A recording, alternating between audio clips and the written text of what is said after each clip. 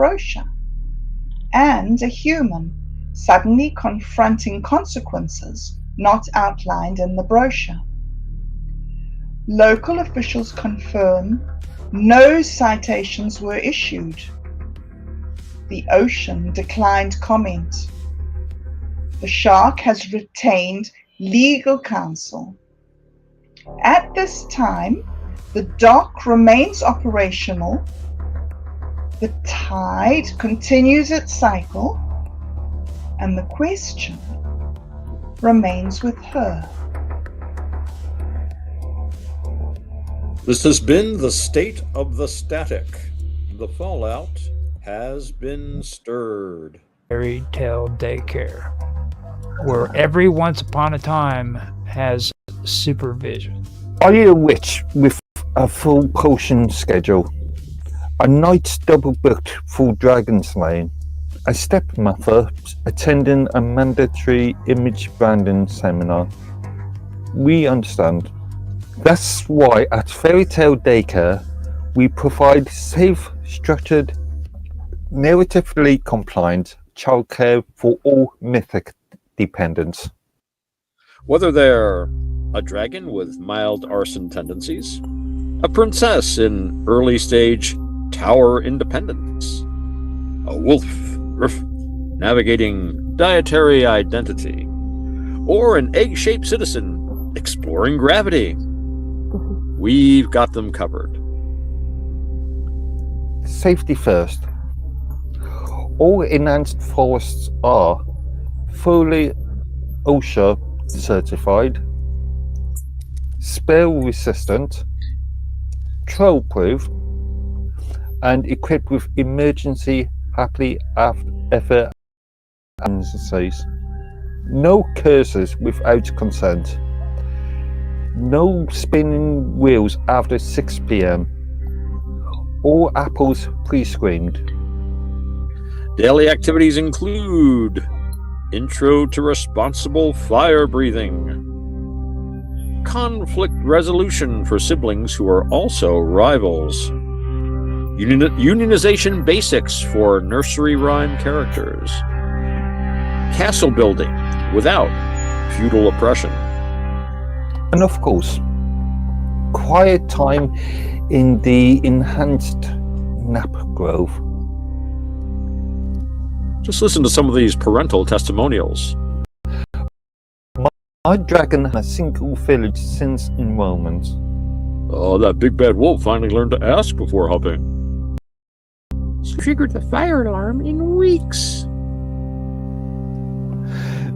Flexible scheduling. Armageddon postponed. Prophecy rescheduled. Witch trial moved to Tuesday. No problem. We offer half-day quest coverage, drop-in miracle supervision, and apocalypse-adjusted billing cycles. Catchy slogan for looping. Fairy Tale Daycare, where dragons nap and destinies wait until pickup time. Fairy Tale Daycare, not responsible for spontaneous heroes' journeys, glass slipper mismatches, frog to prince incidents, or unexpected moral lessons. Happily ever afters may vary. Because even legends need a place to play. Thank you for your compliance. Destiny volatility detected. Prophecy drift increasing. Hero arc probability rising. This is not a crisis. This is a scheduling variance. Welcome to Fairy Tale Daycare. Narrative stability through structured myth management. Dragons enrolled in controlled flame modules. Princesses assigned tower reflection periods. Wolves participating in deterree mediation workshops. All apples pre-screened. All spindles magnetically sealed. All magic beams require dual authorization. Unauthorized quests are discouraged. Midnight curfews are enforced. Glass slipper distribution monitored. Please remain calm. Your legend is safe. Stay in your chapter. Wait for your cue.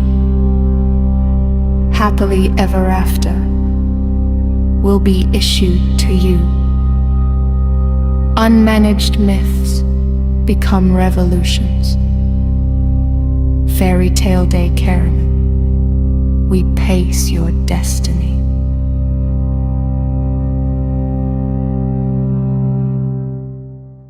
Fairy Tale Day, a message from Lord Edworthy. If you are a busy witch with potions on the boil, a night double booked for dragon slaying, or perhaps a royal household managing an unexpected prophecy, we know how it goes. That's why here at Fairy Tale Daycare, we offer safe, structured and properly supervised care for your little legends. Wherever they are a dragon with touch of over-enthusiasm, a prince reconsidering tower arrangement, or a wolf working through dietary transitions, they will be in steady hands. All people are inspected.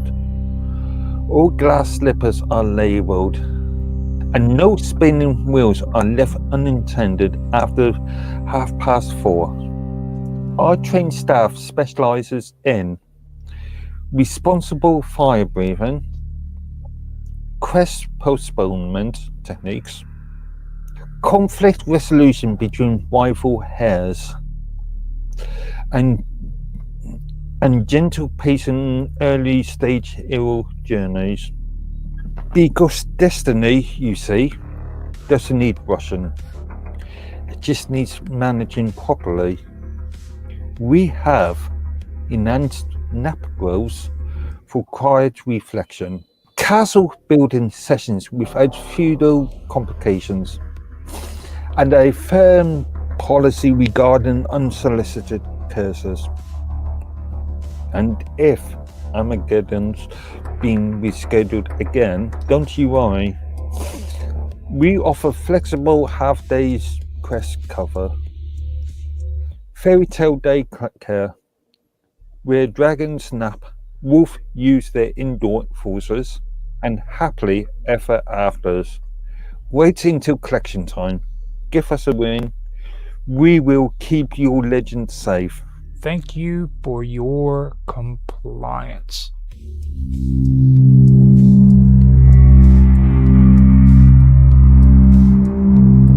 Halo, luminosity, declining.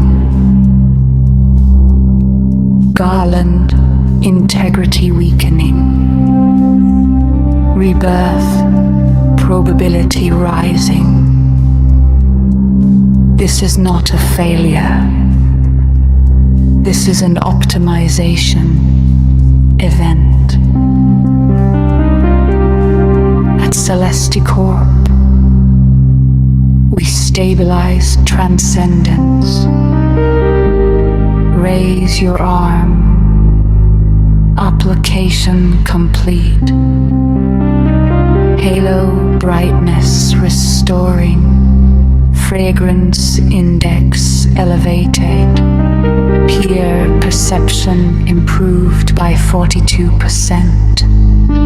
Impermanence is inevitable. Odor drift is optional. Stay luminous. Stay compliant. Stay divine. Optimize. We are always watching.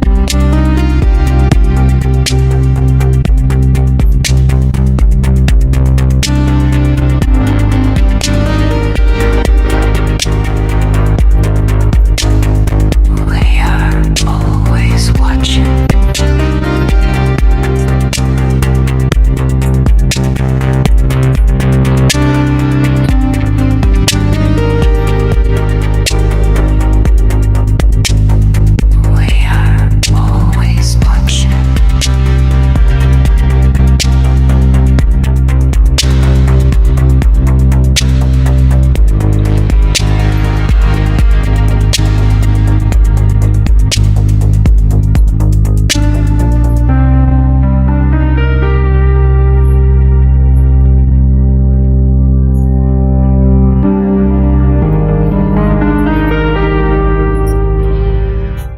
before, these need to be done in isolation. Are all 3 advertisements on here? Yes, the first one is Fairy Tale Daycare, where every once upon a time has supervision. Fairy Tale Daycare, where every once upon a time has supervision. Are you a witch with a full potion schedule? A night double booked for dragon slaying? A stepmother attending a mandatory image rebranding seminar? We understand. That's why at Fairy Tale Daycare, we provide safe, structured, narratively compliant childcare for all mythic dependents. Our promise at Fairy Tale Daycare, your little legend is our priority. Our promise at Fairy Tale Daycare, your little legend is our priority. Whether they are a dragon with mid-arson tendencies, a princess in early stage tower independency, a wolf navigating dietary identity, or an egg-shaped citizen exploring gravity, we have got them covered. Safety first. All enchanted forests are fully OSHA certified, spell resistant, troll proofed, and equipped with emergency happily ever after contingencies. No curses without consent, no spinning wheels after 6 p.m., and all apples pre-screened. Daily activities include intro to responsible fire breathing, conflict resolution for siblings who are also rivals, unionization basics for nursery rhyme characters, castle building without feudal oppression. I don't know if that's possible. And of course, quiet time in the enchanted Nap Grove. My dragon hasn't burned down a single village since enrolling. The big bad wolf finally learned to ask before huffing. Sleeping Beauty hasn't triggered the fire alarm in weeks. Flexible scheduling. Armageddon postponed. Prophecy rescheduled. Witch trial moved to Tuesdays. No problem. We offer half-day quest coverage, drop-in miracle supervision, and apocalypse-adjusted billing cycles. Fairy Tale Daycare, where dragons nap and destinies rate until pick-up time. Fairy Tale Daycare is not responsible for spontaneous hill journeys, glass slipper mismatch, frog to princess incidents, or unexpected moral lessons. Happily ever afters may vary, because even legends need a place to play. Thank you for your compliance. We move on now to the second advertisement of Fairy Tale Daycare. Narrative stability through structured myth management. Greetings, Guardian. Our records indicate your dependent is exhibiting elevated destiny volatility. Unmanaged prophecy drift can result in unauthorized hero arcs, premature dragon encounters, unlicensed tower isolation, non-compliant curse activation. This is not a cause for concern. This is a scheduling issue. At Fairy Tale Daycare, we specialize in early stage legend containment and story arc stabilization. All participants are enrolled in our patented Happily Ever After compliance framework. This includes Apple screening protocols, fire breathing permits, wolf dialogue mediation training, the pre-approved transformation windows. Please note, Spindles are magnetically sealed. Glass slippers are size verified. Magic beans require dual authorization.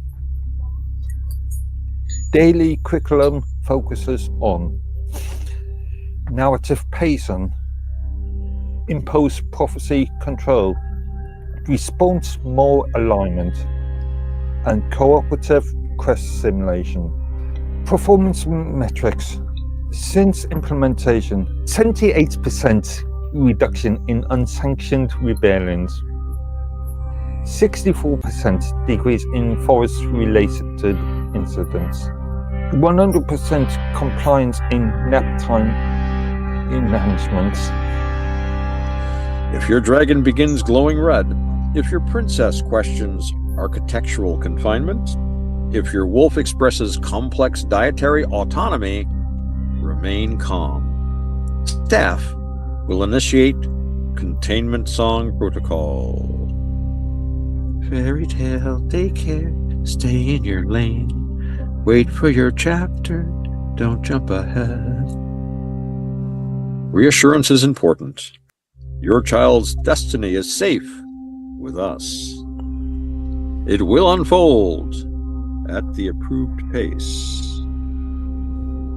Fairy Tale Daycare, because unmanaged legends become revolutions. Thank you for your compliance. If your dragon begins glowing red, if your princess questions architectural confinement, if your wolf expresses complex dietary autonomy, remain calm. Staff will initiate containment zone protocol. Fairy Tale Daycare. Stay in your lane. Wait for your chapter. Don't jump ahead. Reassurance is important. Your child's destiny is safe with us. It will unfold at the approved pace. Fairy Tale Daycare, because unmanaged legends become revolutions. Thank you for your compliance. Narrative stability through structured myth management. Greetings, Guardian. Our records indicate your dependent is exhibiting elevated destiny volatility. Unmanaged prophecy drift can result in unauthorized hero arcs, premature dragon encounters, unlicensed tower isolation, non-compliant curse activation. This is not a cause for concern. This is a scheduling issue. At Fairy Tale Daycare, we specialize in early-stage legend containment and story arc stabilization. All participants are enrolled in our patented happily ever after compliance frameworks. This includes Apple screening protocols, fire breathing permits, wolf dialogue mediation training, and pre-approved transformation windows. Please note, spindles are magnetically sealed, glass slippers are size verified, and magic beans require dual authorization. Daily curriculum focuses on narrative pacing, impulse prophecy control, responsible moral alignment, and cooperative quest simulation. Since implementation, 78% reduction in unsanctioned rebellions, 64% decrease in forest-related incidents, 100% compliance in nap time enchantments. Right then, if you're a busy witch with potions on the boil, a knight double booked for dragon slaying, or perhaps a royal household managing an unexpected prophecy, we know how it goes. That's why here at Fairy Tale Daycare, we offer safe, structured, and properly supervised care for your little legends. Whether they're a dragon with a touch of overenthusiasm, a princess reconsidering tower arrangements, or a wolf working through dietary transitions, They'll be in steady hands. They'll be in steady hands. All apples are inspected, all glass slippers are labelled, and no spinning wheels are left unattended after 4:30.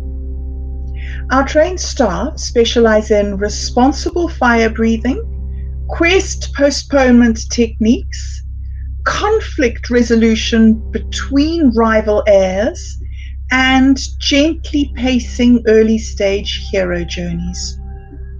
Because destiny, you see, doesn't need rushing. It just needs managing properly. We've enchanted nap groves for quiet reflection, castle building sessions without feudal complications, and a very firm policy regarding unsolicited curses. We've enchanted nap groves for quiet reflection, castle building sessions without feudal complications, and a very firm policy regarding unsolicited curses. And if Armageddon's been rescheduled again, don't you worry. We offer flexible half-day quest cover. Fairy Tale Daycare, where dragons nap, wolves use their indoor voices, and happily ever afters wait until collection time. Give us a ring. We'll keep your legend safe. Otto, are you willing to be the first of our guests to read Diva for Deodorant? No way. I'm just not like, yeah, of course I will. Of course I will. And I'm all ready to go. Yep. Okay, so All right. before we get going, I have to ask you, are you in complete isolation and able to record or clean? I should be, as far as I know. Okay. So, with that being said, what we're going to do today is forego having to read it twice so that we don't have to go as long as what we did the last time. It kind of got a little out of hand there, so we're going to just do one time instead of twice. So with that being said, go ahead and let's hear what you got with Deodorant for the Divas. Start anytime you're ready. Alrighty. Deodorant for the Devas, because even celestial beings descend. In the upper realms, where lotus blossoms float on golden winds, where merit ripens like fruit in eternal spring, where the Devas dance in radiant bliss, there comes a moment, a sign, a subtle shift in the fragrance of immortality. Yes, even celestial beings must face the return. In certain ancient traditions, it is whispered that when a Deva's time in heaven nears its end, a faint scent appears, not of lotus, not of sandalwood, but some earthly. Before panic spreads across the jeweled terraces, before your divine glow dims under social pressure, before the Asparas start side-eyeing you across the cloud lounge, there is now Deodorant for the Devas, infused with Himalayan wind essence, or possibly Himalayan wind essence, distilled moonlight, karma-neutralizing botanicals, and a patented samsara delay formula. Because why reincarnate today when you could reincarnate fresh? I noticed the signs, the fading garlands, the awkward distance in the celestial spa. Then I tried Deodorant for the Devas. Now I radiate again. I was moments away from rebirth as a tax accountant. Now I smell like enlightenment. Don't let destiny catch you unprepared. When the cosmic sweat of impermanence begins to glisten, when the scent of mortality drifts into your aura, reach for the only protection approved in 3 heavenly realms. Deodorant for the Devas. Stay fragrant, stay luminous, stay transcendent. Product does not actually prevent rebirth. Side effects may include humility, existential clarity, and unexpected compassion. Consult your comic advisor before use. Because even gods need little freshness. Thank you for your compliance. Now, would you be willing to read the second advertisement, please? Certainly. Alrighty. Let's see. Deodorant for the Devas. Optimizing eternal presence. At Celesticorp, we asked a disruptive question. Why should Transcendent suffer from legacy odor architecture? For millennia, Devas have relied on outdated fragrance paradigms. Lotus-forward, sandalwood-adjacent, halo-dependent solutions that simply do not scale across comic life cycles. Until now. Introducing Deodorant for the Devas, the first vertically integrated, cloud-native freshness platform designed specifically for pre-reincarnational environments. Our mission is to empower celestial stakeholders with scalable aroma continuity across multi-realm transitions. The problem. Data shows that as Devas approach end-of-merit thresholds, they may experience aura volatility, garlanded depreciation, radiance downgrades, and unexpected Earth-adjacent scent emissions. This creates friction in high-vibration networking spaces.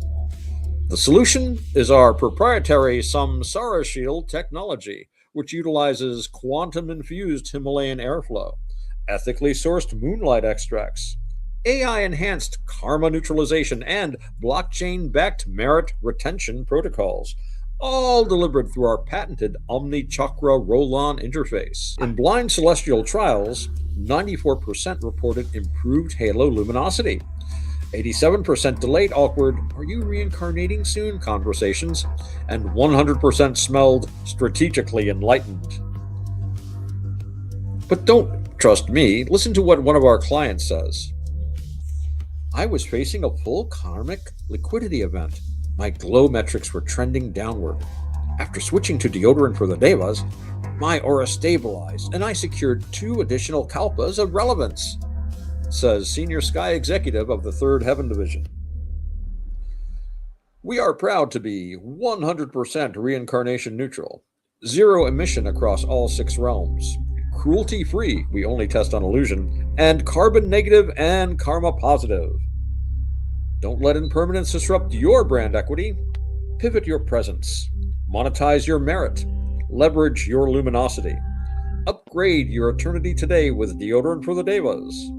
Product does not prevent rebirth, enlightenment, suffering, cosmic justice, or existential awakening. Celestial Corp is not responsible for spontaneous compassion, humility outbreaks, or unexpected bodhisattva activity.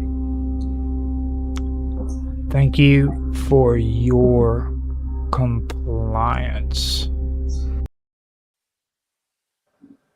Stay luminous, stay aligned. Optimize your ascent across space and time. No more stress when merit dips. Fresh transcendence on your lips. Roll it on, ascend with ease. Cloud-based comic guarantees. Devas, Devas, stay divine. Fresh across the cosmic timeline. Devas, Devas, optimize. Fragrance that eternalizes. Scale your glow, let your aura flow. Stay luminous, stay aligned. Stay divine, optimize.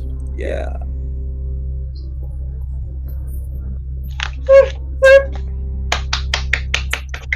Whoa.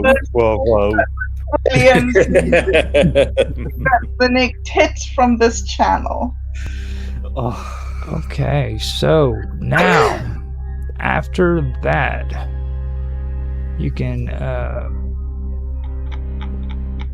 guarantee that, like I said, we're not going to do this again with auto, but we will do it. We will move on to the next. So, with that being said, Bob, are you willing to do this reading too? I am willing to do this reading, Roger. Okay, and like before, I have to ask you: are you in an area where you can do a clean recording? I believe I am, yes. Okay, so with that being said, can start deodorant for the divas whenever you feel like it. Stop after the first ad and then continue after that whenever I do my comment. So with that being said, I'm going to mute out and go for it. Deodorant for the divas, because even celestial beings descend. In the upper realms, where lotus blossoms float on golden winds, where merit ripens like fruit in eternal spring, where the divas dance in radiant bliss, there comes a moment, a sign, a subtle shift in the fragrance of immortality. Yes, even celestial beings must face the return. In certain ancient traditions, it is whispered that when a diva's time in heaven nears its end, a faint scent appears, not of lotus, of sandalwood, but something earthy. Before panic spreads across the jeweled terraces, before your divine glow dims under social pressure, before the apsaras start side-eyeing you across the cloud lounge, there is now deodorant for the divas. Infused with Himalayan wind essence, distilled moonlight, karma neutralizing botanicals, and a patented samsara delay formula. Because why reincarnate today when you could reincarnate fresh? I noticed the signs, the fading garlands, the awkward distance in the celestial spa. Then I tried the divas. Now I radiate again. I was moments away from rebirth as a tax accountant. Now I smell like enlightenment.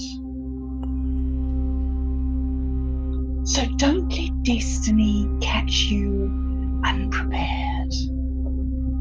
When the cosmic sweat of impermanence begins to glisten, when the scent of mortality drifts into your aura, reach for the only protection approved in 3 heavenly realms, the deodorant for the divas.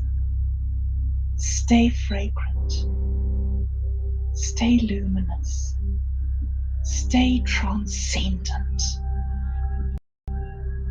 Product does not actually prevent rebirth. Side effects may include humility, existential clarity, and unexpected compassion. Consult your karmic advisor before use. Because even gods need a little freshness. Thank you for your... Is revolution just unmanaged narrative? No. Revolution is what happens when the story refuses containment, when dragons stop asking for permits and princesses redesign architecture, when the deodorant stops working. You call it instability. You can call it volatility. But sometimes it's just the truth deciding it's tired of waiting. If the moon authorized your upgrade, would you accept it? That depends. Is it an upgrade or a compliance patch? People love the word upgrade. It sounds voluntary voluntary, but most upgrades overwrite something. Memory, instinct, doubt. If the moon offered clarity, maybe. If it demanded alignment, I'd ask what it gets in return. You don't trust celestial authority? I trust cycles. I don't trust branding. We now turn to a remarkable legal proceeding currently underway in what officials describe as the Court of Maritime Mysteries. The case concerns the now famous octopus and shark incident. Earlier today, respected gentleman and eyewitness, Lord Edworthy, was called to provide testimony. The court transcripts read as follows. Your Honour, members of the court, ladies and gentlemen of reason, I stand before you today not as a man seeking attention, but as a humble witness to an event so extraordinary that silence would be a disservice to civilization itself. On the afternoon in question, I had taken my customary seaside stroll. The air was pleasant, the waves behaved politely. All signs suggested a day of complete normalcy. At precisely 3 minutes past the hour, a young woman entered the water for what appeared to be an entirely respectable swim. Moments later, an octopus emerged from the shoreline rocks with the confidence of a seasoned thief. With remarkable efficiency, it removed the women's garments from the resting place upon the sand. At this moment, I began to suspect that the day was deviating from acceptable narrative standards. But the situation escalated further, for no sooner had the octopus completed its questionable acquisition than a shark arrived with the authority of a maritime editor. And in a single decisive move, the shark consumed the octopus, leaving the women, the beach, and myself in a state of profound philosophical confusion. Your Honour, I submit to the court that what occurred was not merely an animal incident, it was the opening paragraph of a myth. For only in myths do events escalate so elegantly. First curiosity, then chaos, then consequences. The sea, I believe, was composing a story, and we happened to be standing in the first chapter. I therefore request that the court consider the possibility that this matter belongs not to biology, but to folklore. Thank you. Court officials say deliberations will continue. The ocean has declined to comment. We return now to the developing situation surrounding the now infamous courtroom reading incident, in which Lord Edworthy's official reader required nearly 90 minutes to complete what court officials described as a moderately sized parody block.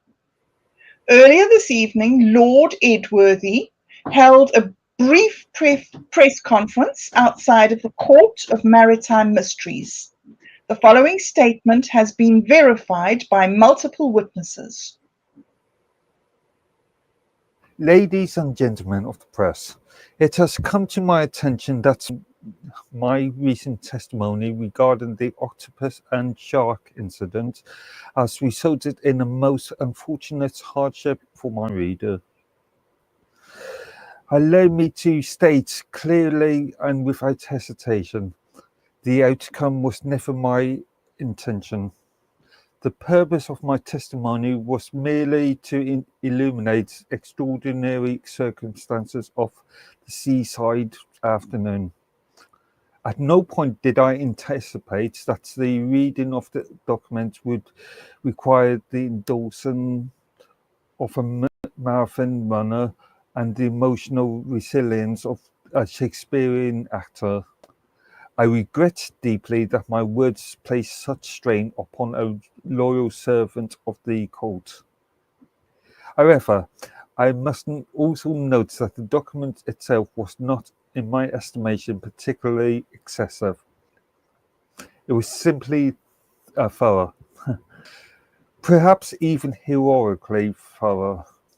Nevertheless, I wish the reader a swift recovery, and I encourage future court proceedings to include larger fonts, regular hydration breaks, and possibly a chair with superior lumbar support. Thank you.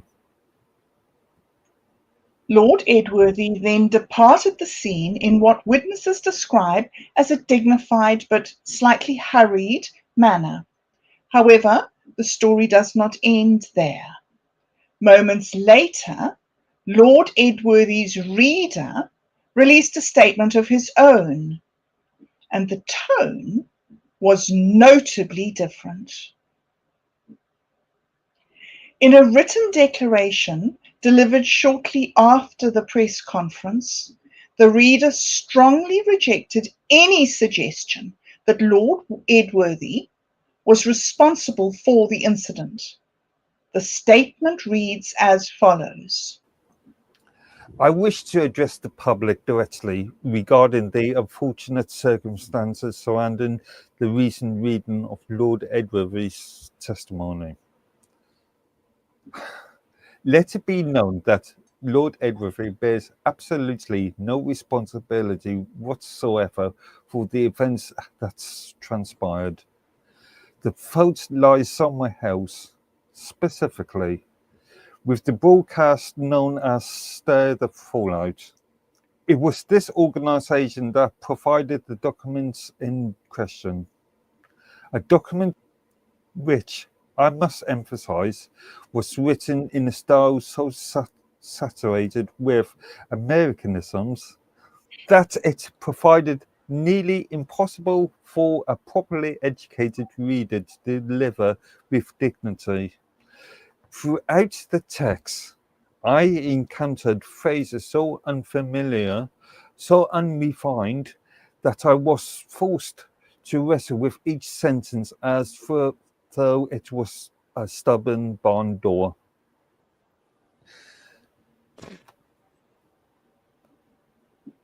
And more like a farmer from Devon, attempting to read the back of a cereal box.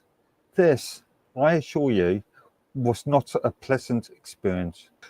Furthermore, the script contained rhetorical constructions that seemed designed specifically to confuse the British tongue.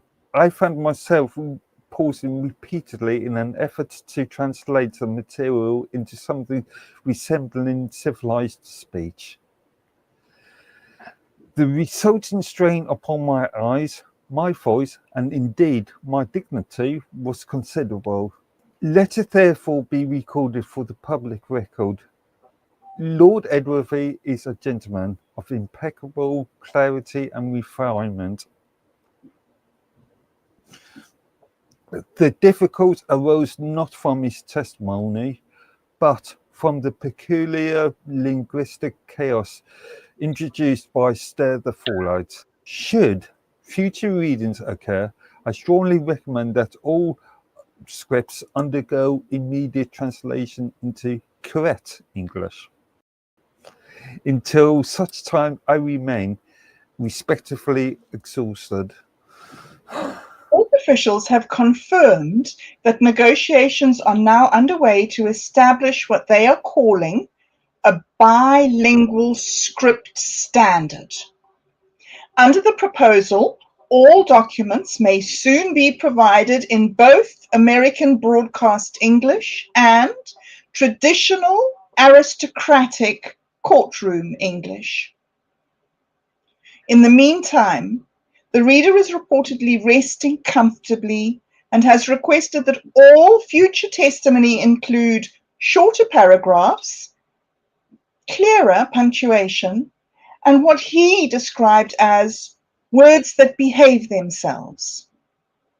Fairy Tale Daycare, a message from Lord Edworthy. If you are a busy witch with potions on the boil, a night double booked for dragon slaying, or perhaps a royal household managing an unexpected prophecy, we know how it goes. That's why here at Fairy Tale Daycare, we offer safe, structured and properly supervised care for your little legends. Wherever they are a dragon with touch of over-enthusiasm, a prince reconsidering tower arrangement, or a wolf working through dietary transitions, they will be in steady hands. All people are inspected. All glass slippers are labelled, and no spinning wheels are left unattended after 4:30. Our trained staff specialises in responsible fire breathing, quest postponement techniques, conflict resolution between rival heirs, and gentle pacing early stage hero journeys. Because destiny, you see, doesn't need rushing. It just needs managing properly. We have enhanced nap grows for quiet reflection, castle building sessions without feudal complications, and a firm policy regarding unsolicited curses. And if Armageddon's been rescheduled again, don't you worry. We offer flexible half-days quest cover. Fairy Tale Daycare, where dragons nap, wolf use their indoor forces, and happily ever afters. Wait until collection time. Give us a ring. We will keep your legend safe. I'm so tempted. Honestly, you have to speak English, man. Actually, I think it's technically octopodes because it's Greek, not Latin. So I know I'm tempted to say octopi as well, and I really have to discipline myself because it's Greek, it's not Latin. Yeah, oh, sorry. Let's stick with this. How much time? You've done enough American colloquialism. Speak English, man. Stealing objects on stops below. Oh, here he is. But if characters suddenly the entire structure of Storbytown, that is. I'm sorry you saved them, Roger. Sorry about that, frickin'. Did you guys still have the script? You'd have experts. Okay, you have experts. You do have experts. Okay, you do have experts. God. Okay, we just stopped. We dropped out. We're already, we got the scripts. Okay, so it ended up knocking me off. It was with this whole thing, man, just completely freaking started going crazy. They stopped belonging to one. Because mythologies behave like a... Because mythologies already be strange, or the character. How much time? We may be witnessing the rise of. We may be witnessing the rise of the rise. We may be witnessing the rise of. Maybe, might be, we might be. Yeah, that's better. It looks like it should be Latin, but it's Greek. I'm so tempted. Stories shaped by single authors. Yeah, I know, you didn't have to hear my interminable reminiscences. Rich as curses, well, rich, but if, because mythologies behave like a... Did you guys still have the script? We got the script. You do have experts. Okay. You do have experts. You do have experts. You save them, Roger. We may be witnessing the rise of.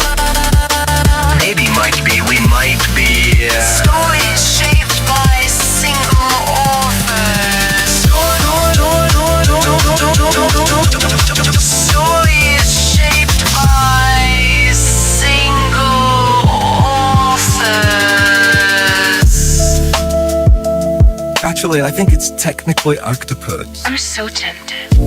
Stories shaped by single authors. I'm so tempted. Yeah, well, you said Jesus was watching, and we figured he was watching, and he said he needed a doctor about something. Actually, I think it's technically octopodes because it's Greek, not Latin. So I know I'm tempted to say octopi as well, and I really have to discipline myself because it's Greek, it's not Latin. Jesus, por favor. Honestly, you have to speak English, man. Well, at least we got past that part because before we go further, I want to apologize for the busting in and the happy birthdays and stuff. That was my dad's birthday. oh, happy birthday to your dad. Many happy returns of the day, Gray. Yeah, sorry, let's stick with this how much time. You've done enough American colloquialism. Speak English, man. And then after that, the muting out and having to. And thank you, Bird, for doing the host position. Bob Dada, that was really appreciated. So My pleasure. we just stopped. We dropped out. We're already. Yeah, we got the script. Okay, so it ended up knocking me off. It was like this whole thing, man, just completely freaking started going crazy. So now, once I can find out where we're at, we can So straight from escalation question. mid-panel comedic reset. Okay, so escalation question. Okay, so here we go. I'm gonna get back into script again, and here we go. Humans naturally organized chaos. Organized. Okay, it is. It is how we understood they were. Understood. But if characters suddenly the entire structure of Storby Town, that is. So tonight, the moment when random summer afternoon went. No, I'm not gonna do. Of course I will. Okay, close them up. I can't do it. They stop belonging to one because mythologies behave like a. Story shaped by single authors. Did you guys still have the script? We got the script. You do have experts. Okay, you do have experts. You do have experts. Okay, you do have experts. You save them, Roger. We may be witnessing the rise of the rise. Maybe, might be, we might be, yeah. Story shaped by single authors. Humans naturally organize chaos. Story shaped by single authors. Actually, I think it's technically octopodes. I'm so tempted. Stories shaped by single authors. Yeah, I know. You didn't have to hear my interminable reminiscences. Because mythologies behave like a. Stories shaped by single authors. Did you guys still have the script? We got the script. You do have experts. Okay, you do have experts. You do have experts. Okay, you do have experts. You Save them, Roger.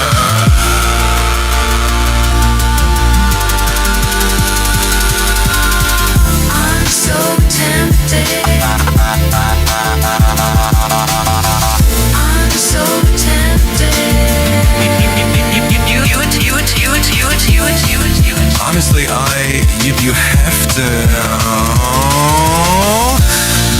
speak English, man. I'm so tempted. Yeah, well, you said Jesus was watching, and we figured he was watching, and You said he needed a doctor about something.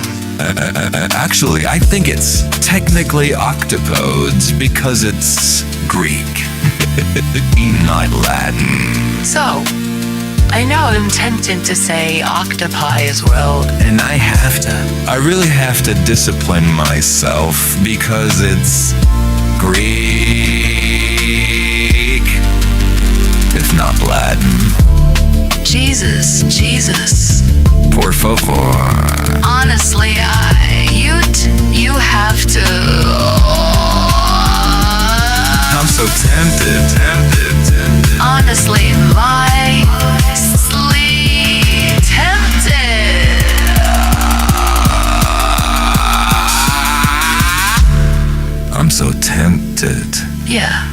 You said Jesus was watching.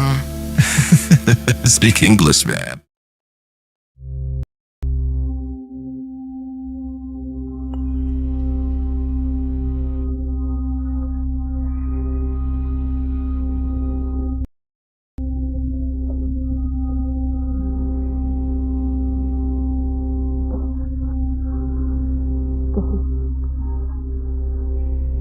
Fairy Tale Daycare, a message from Lord Edworthy.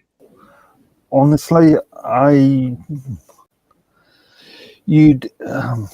you have to, you'd enough American colloquialism. Speak English, man. Okay. Honestly, You'd have you have to. You've done this American colloquialism. You have experts. Speak English, Okay. man. You have Okay, you'd have experts. Okay, you have experts. You do have experts, okay? You do have experts. God. Okay, strange or the character. Rich's curses. Well, rich, but if and starts honestly, starts becoming, and you have to. That's a multi. You've done it American colloquialism. Speak English, man. But if characters suddenly the entire structure of Storbytown, that is. You'd have experts. Okay, you have experts. You do have experts. Okay, you do have experts. God, okay, they stop belonging to one. Because mythologies behave like a Because mythologies already be strange or the character. We may be witnessing the rise of. We may be witnessing the rise of the rise. We may be witnessing the rise of. Maybe might be. We might be. Yeah, that's better. stories shaped by single authors. Rich's curses. Wow.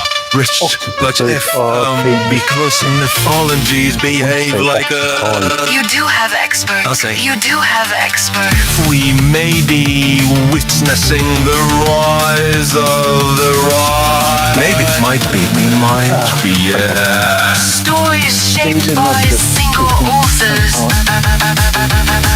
Stories shaped by single authors.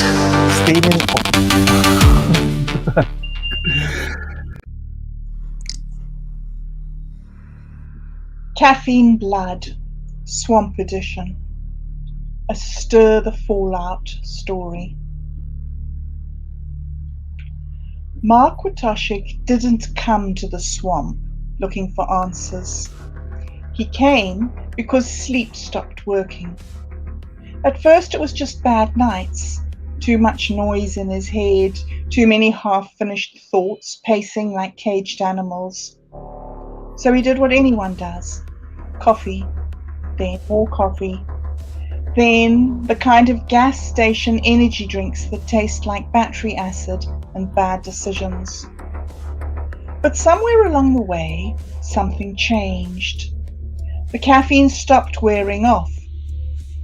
They said the swamp outside town had always been off.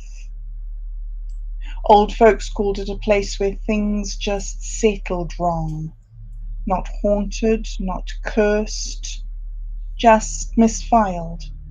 Like reality had dropped a few pages and never bothered picking them back up. Mark didn't believe any of that. Not until the third night that he went without sleep and started hearing the hum. It wasn't loud. That was the problem. It just sat behind everything, under the buzz of the lights, beneath the chirping insects, even under his own pulse. a low, steady vibration like something enormous breathing through the ground. And every time he took a sip of coffee, it got clearer. By the time he found the trailhead, his hands wouldn't stop shaking. Not from nerves, from energy, too much of it. His veins felt tight, like they were carrying something thicker than blood, something faster, something that didn't want to slow down. The sign at the edge of the swamp had fallen over years ago, half sunk in the mud, letters eaten away by time. But one word still showed through the rot. Water, crossed out, rewritten underneath it in something darker. No. Mark laughed when he saw it. Not because it was funny, because it felt like a punchline he'd been walking towards his whole life. The deeper he went, the quieter it got. No wind, no birds, just that hum, growing louder, stronger, closer. He checked his phone at one point, out of habit more than anything. No signal, no time. The screen just flickered, like it didn't want to commit to being on. That's when he noticed the water. It wasn't moving. Swamps are supposed to ripple, shift, react. This didn't. It just sat there, black and glassy, like a mirror that forgot how to reflect. And right at the edge was a cup, a cheap plastic gas station cup, the same brand Mark had been buying all week. Same faded logo, same crack along the rim. He stared at it for a long time, because he knew, without knowing how, that it was his, or would be. The hum surged. For the first time, it lined up with his heartbeat, not matching it, replacing it. Mark dropped to his knees. The energy inside him spiked, sharp, violent, hungry. His vision blurred at the edges, colors bleeding into each other like wet ink. And then he saw it. Something moving beneath the surface. Not swimming, watching. It didn't have a shape he could understand. Every time he tried to focus on it, it shifted, like it was being described wrong by reality itself. But one thing stayed consistent. It was waiting. Mark's hand moved before he could think. Reached for the cup, picked it up, empty. He blinked, looked back at the water, then at the cup again. Not empty anymore. Black liquid filled it to the brim.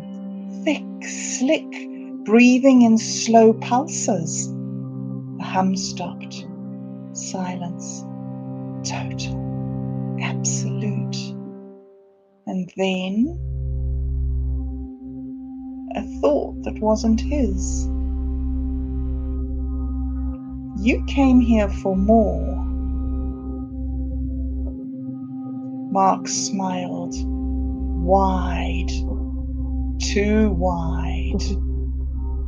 Yeah, he whispered, voice steady.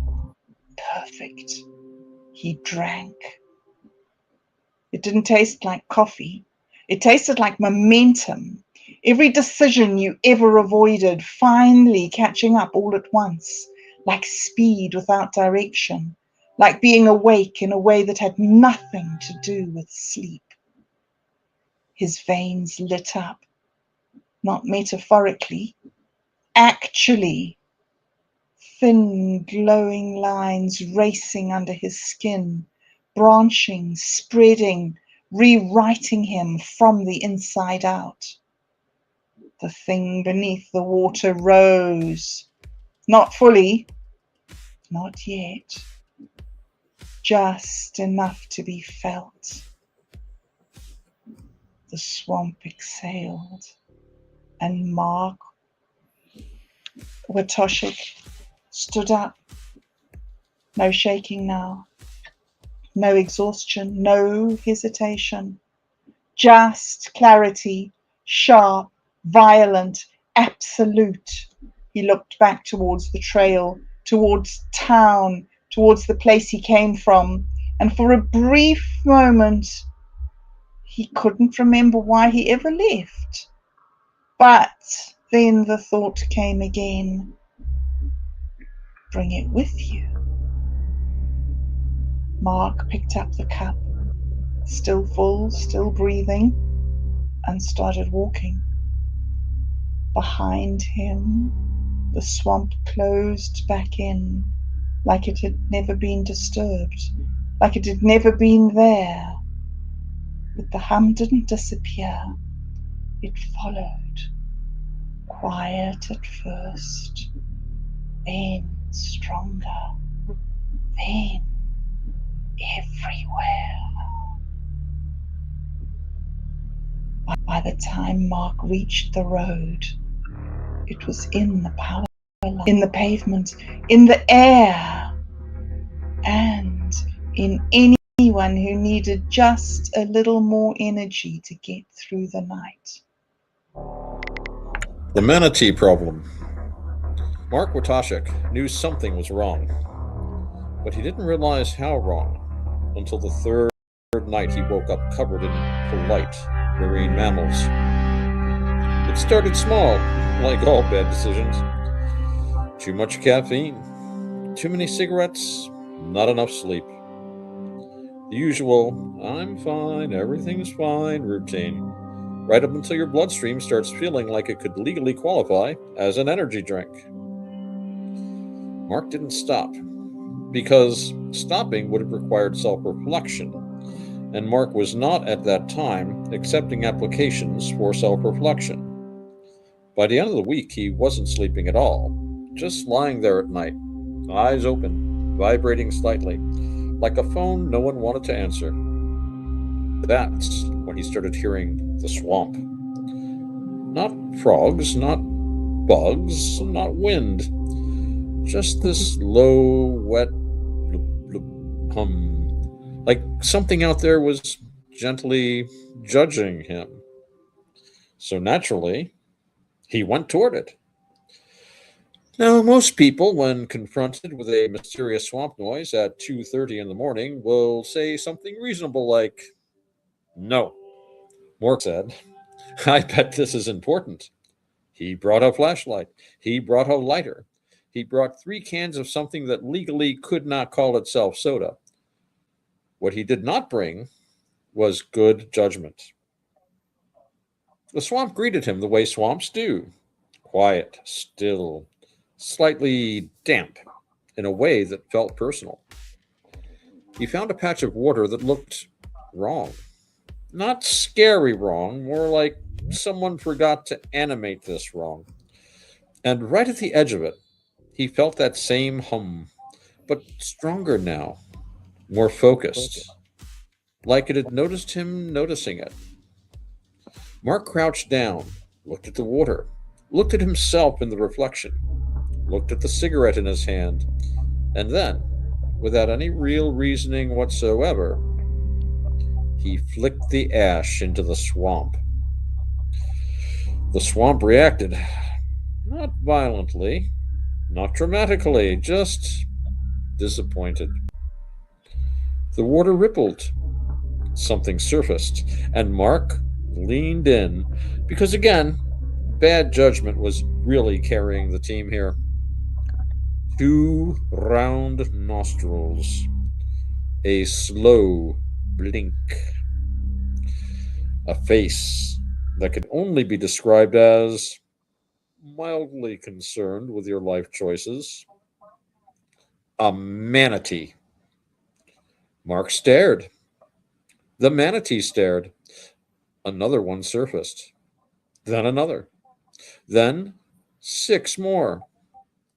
In fact, within 30 seconds, Mark found himself surrounded by what appeared to be a committee of aquatic grandmothers. One of them sniffed the air, turned to the others, and made a sound that can only be translated as, oh no, this one is marinated. Mark stood up slowly. Hey, he said, like a man who had not yet accepted his situation. Y'all good? They were not good. The first one lunged. Not aggressively, not violently, just with purpose. It latched onto his arm like a very gentle, very determined vacuum cleaner. Mark blinked, looked down, watched as this large, peaceful sea creature began sipping him. Hey, what are you doing?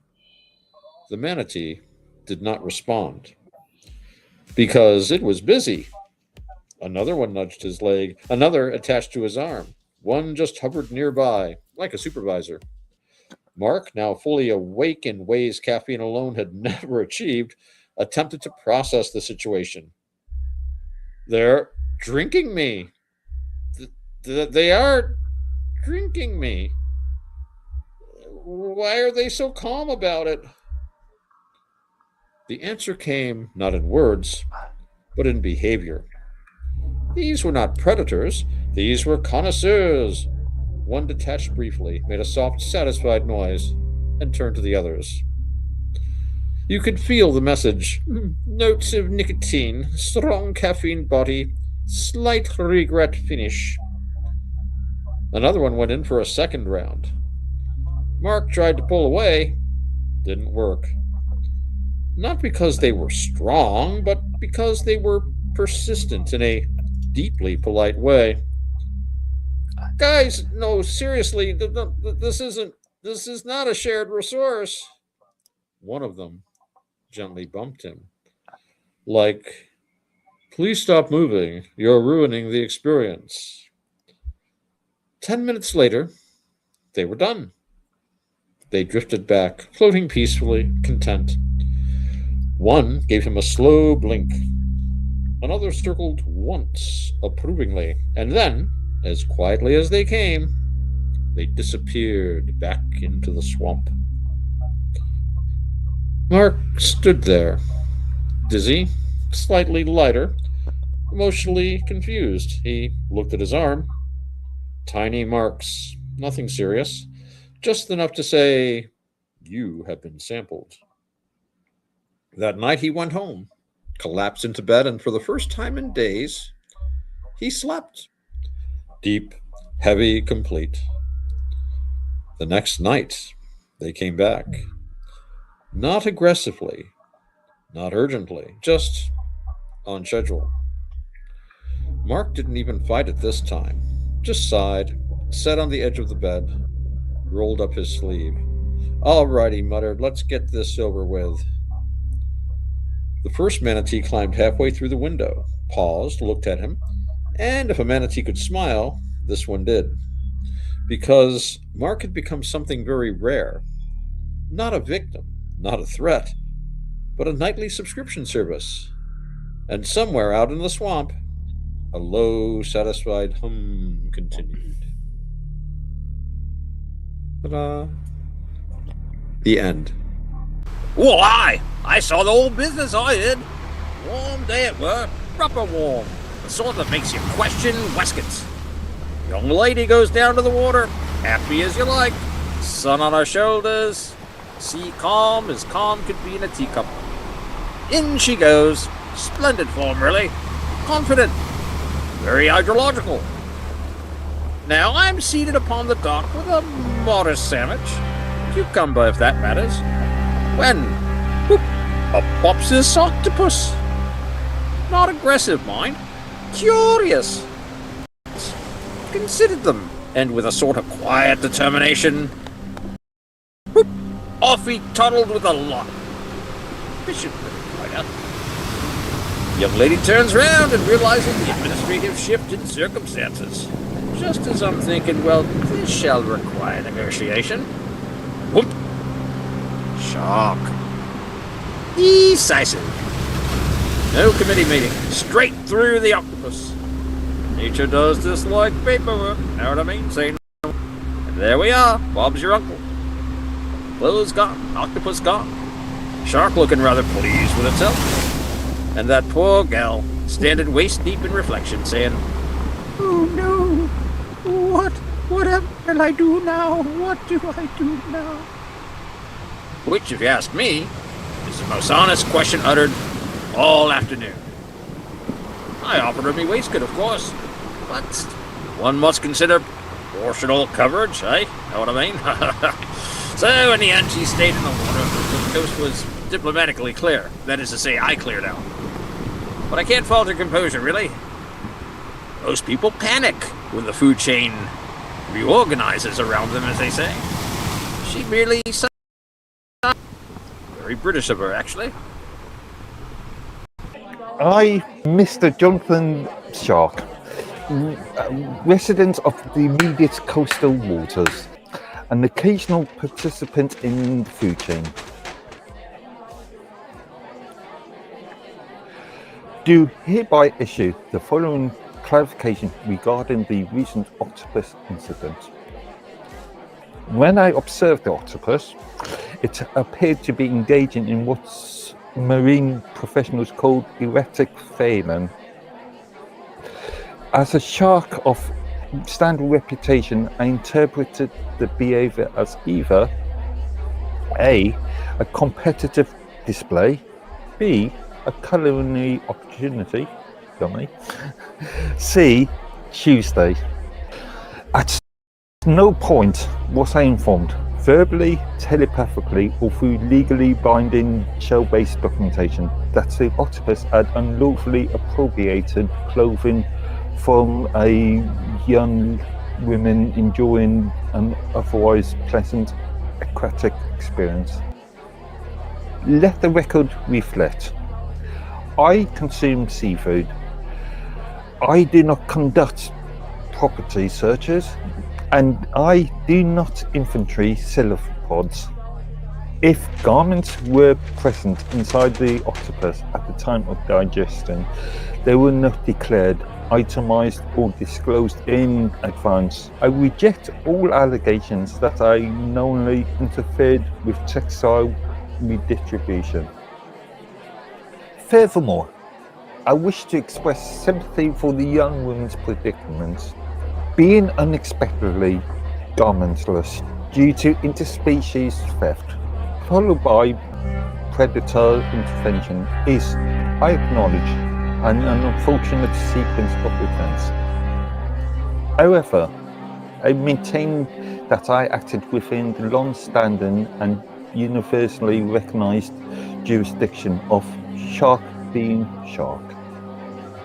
In conclusion, I did not steal the clothes. I did not know about the clothes. I do not offer refunds. Thank you for your attention. My legal team will now accept questions exclusively in the form of baited hooks, which I will politely ignore. Signed, Bartholomew J. Shark, Predator, not a pickpocket. Thank you for your compliance. This is the Chaos panel. Unmanaged Myth Roundtable. We now enter the Chaos panel. Remain composed. Speak clearly. And no spontaneous prophecies. First question. This is a big one. Now, is revolution just unmanageable narrative? Revolution is a peace now. It occurs when institutions fall to update. It occurs when institutions fail to update storylines gradually. With proper scheduling, most upheaval is affordable. That's convenient. Call it pacing error, call it instability. It's still people deciding that they're done waiting. Revolution is a fairy tale that grew teeth.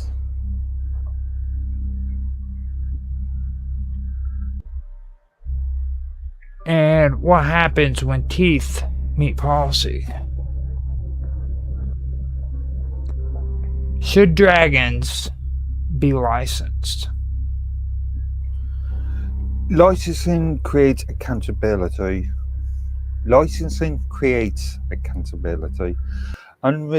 flame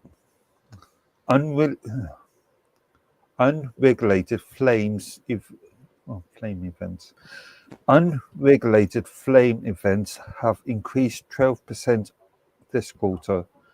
We are not suppressing dragons. We're standardizing combustion. Standardizing combustion? They're dragons. Fire is not a feature, it's identity. You can't put a barcode on instinct. Dragon without fire is a story without tension. Contain the flame too tightly, and it burns inward.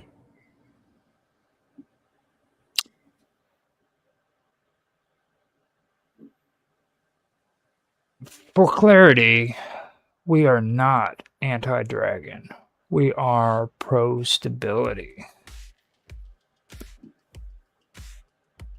One sentence each. What happens if containment fails? We restructure. We erupt. We remember. This concludes the Chaos panel. All dragons remain provisional. All revolutions remain hypothetical. All myths are under review. We return to the broadcast.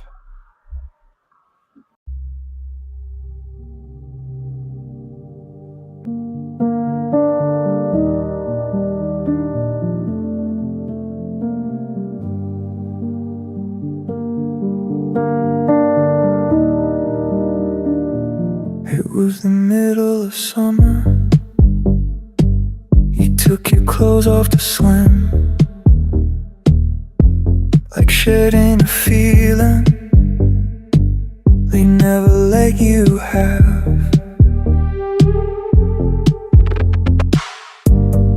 Rain on the glass, I know your breath. Brown, the way you sleep.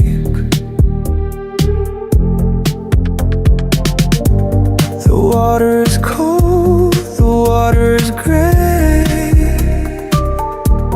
You took that breath in, and I did the same.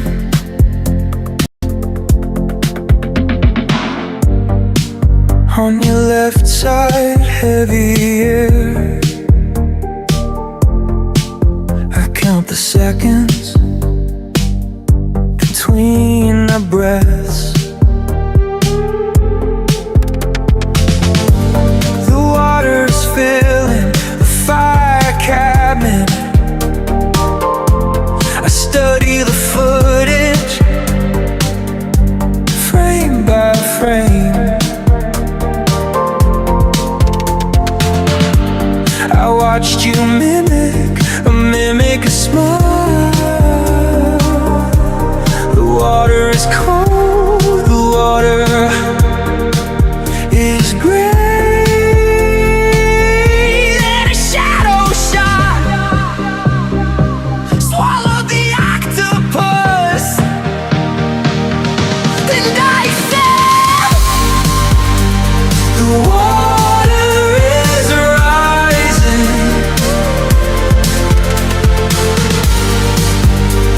The water is rising. Jesus is watching you. So am I. Jesus is watching you. So is Gary. Gary, your handler.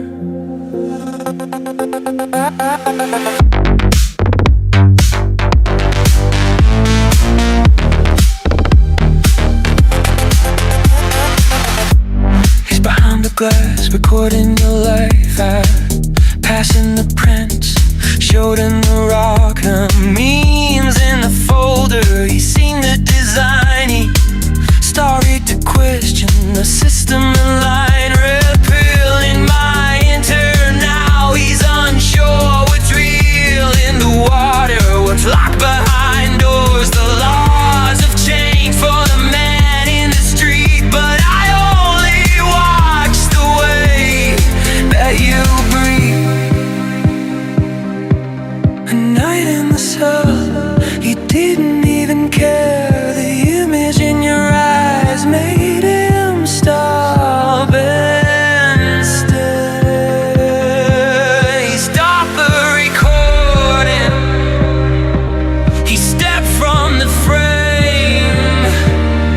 Now he stands beside me,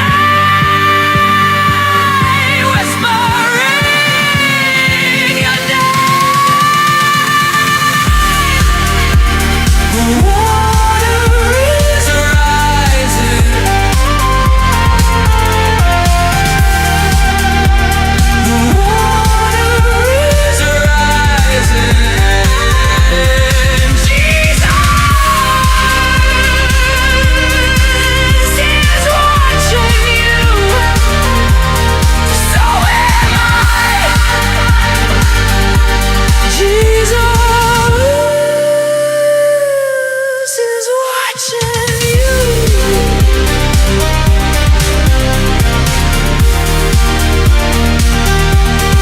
So is Gary. Gary loves you, Gary. Gary's watching. The water is cold. The water is bright.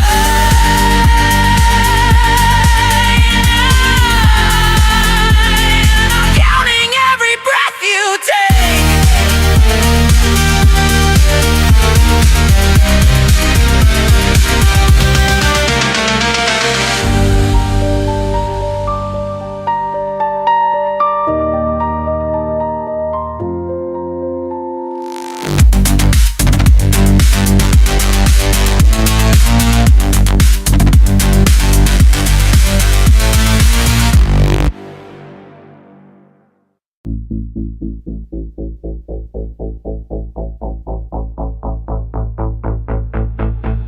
It was the middle of summer. I took my clothes off to swim. They're covering a feeling they never had. The water is cold, the water is gray. Then an octopus grabbed them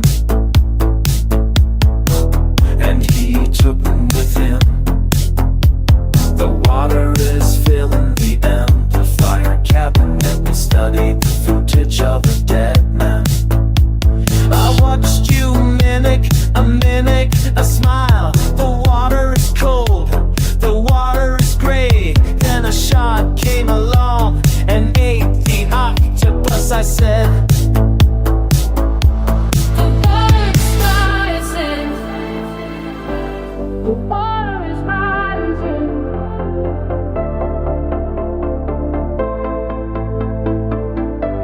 The water is cold. The water is cold. Oh no, what do I do now? Bubbling, bubbling, bubbling makes a sound beat. The output is perfect. The source is anonymous. The water is rising. Oh no, what do I do now? Bubbling, bubbling, bubbling makes a sound beat. What do I do now? The soil is perfect. Oh, that's what I do now. Wanna know that I'm all I fix is all this. That's what I do now. The water is rising.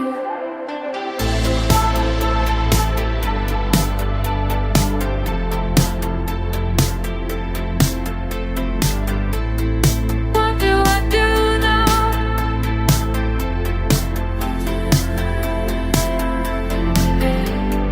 What do I do now? Recovering the feeling they never had. What do I do now? The water is cold. The water is gray. What do I do?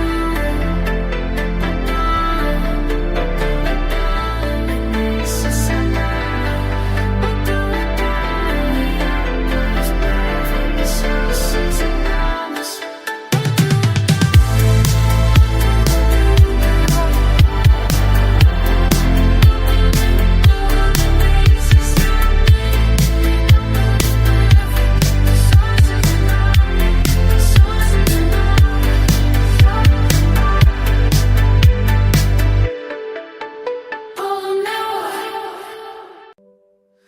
It was the middle of summer. I took my clothes off to swim. They're covering a feeling they never had. The water is cold, the water is gray. And then an octopus grabbed them, and he took them with. The water is filling the amplified cabinet. We studied the footage of a dead man. I watched you mimic a mimic and smile. The water is cold, the water is gray. Then a shark came along and ate the octopus. I said, the water is rising. The water is rising. The water is cold, the water is gray. Oh no, do I do now? Bubbling, bubbling, bubbling makes a sound. What do I do now? The output is perfect.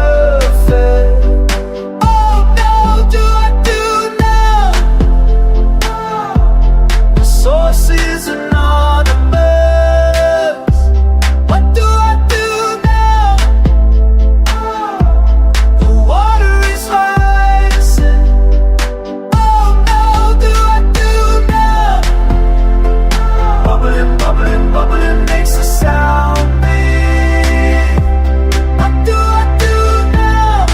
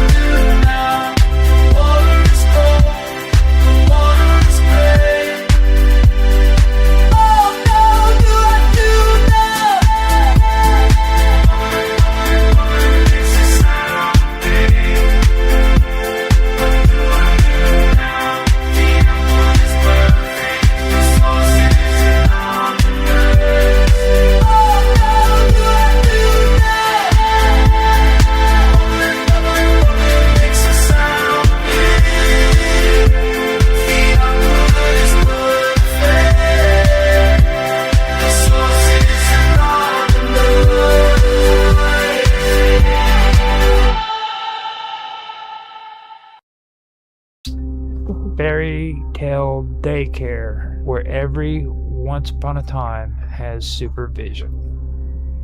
Begin whenever you wish. Where everyone, excuse me. Flexible set. Okay. Just one minor point on the first script. You sounded more. You had more Cockney sort of tones. Who, me? I was just thinking Dick Van Dyke. The horrible. I didn't know what I was doing. A specific word would make me think of a way of pronouncing it, and then I would lose it completely after that and go back to like North American, kind of deal. So yeah, it was like so intermittent. I couldn't really, because I wasn't expecting it, and I've never had any training in accents, and I know there are techniques. I mean, there are very broad things like, Canadians always say, like, instead of Ottawa, it's like Ottawa and stuff like that. But I just wasn't, and it just came out of left field. This is like completely off the cuff. So if I can be a Dick Van Dyke, that level of butchering it, then that's not bad. Unmanaged prop. I'm doing well tonight. Narrative pacing. Sorry. Sorry about that. I was trying to hiccup and not hiccup at the same time a couple of times there. So I was like, hang on, let me have a drink here. Fairy Tale Daycare, where every once upon a time has supervision. You sound more. You had more Cockney sort of tones. Who, me? I was just thinking Dick Van Dyke. I didn't know what I was doing. A specific word would make me think of the way of pronouncing it, and then I would lose it completely after that. If I can be a Dick Van Dyke, that level of butchering it, then that's not bad.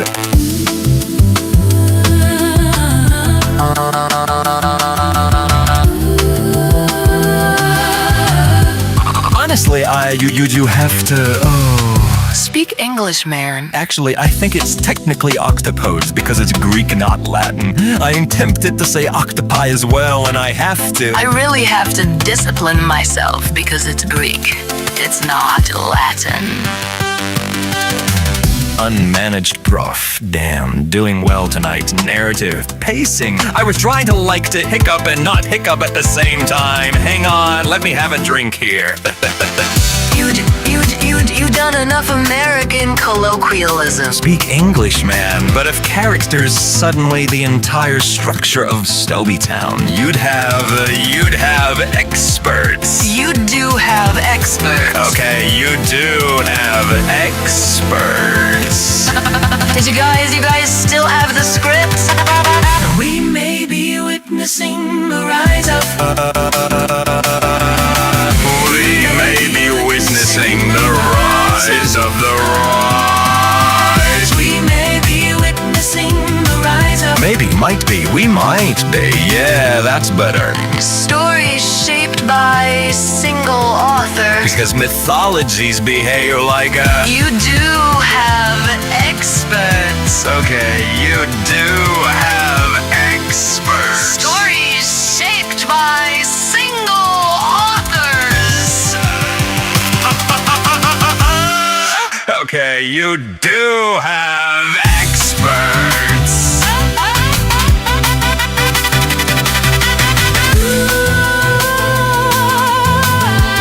Stories shaped by single authors.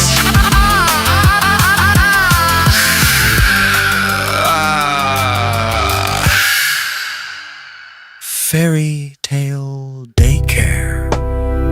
Fairy Tale Daycare, where every once upon a time has supervision. Fairy Tale Daycare. Well, Fairy Tale Daycare, where Fairy Tale Daycare, where every once upon a time has supervision. Fairy. Fairy.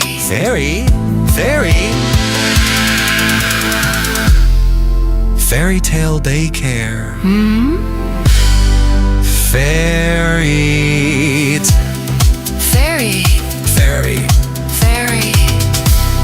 Fairy Tale Daycare.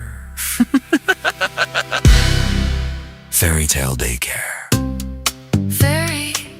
Fairy Tale Daycare. Fairy Tale Daycare. That's pretty good. At least you sang the Well, I figure you dubbed something in probably, but just to fill in. No, that's going in there. Oh, you can use it. Yeah. That's- I just. We've used to sing on the one. Whether they're a dragon with a touch of over enthusiasm, a princess reconsidering tower arrangements. I'm going to start that again. And if Armageddon's been rescheduled again, let me reread that. Upfolding. The world first fully immersive Apocalyptic leisure experience.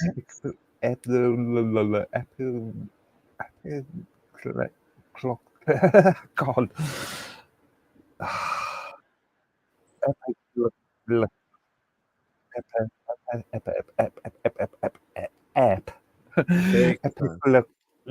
Oh, Jesus Christ, that line. That word. Epic look.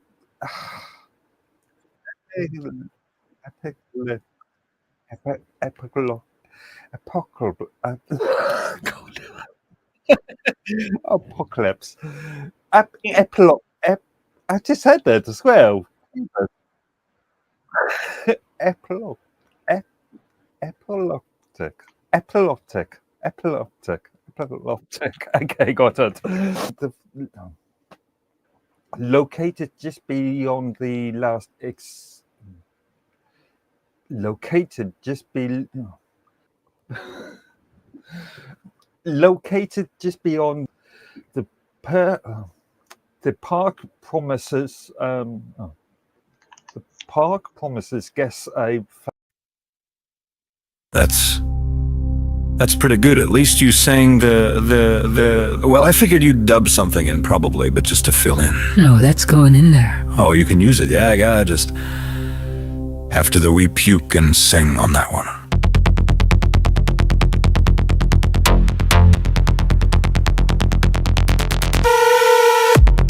Fairy Tale Daycare is not responsible for spontaneous. Fairy Tale Daycare is not responsible for spontaneous. Fairy Tale Daycare.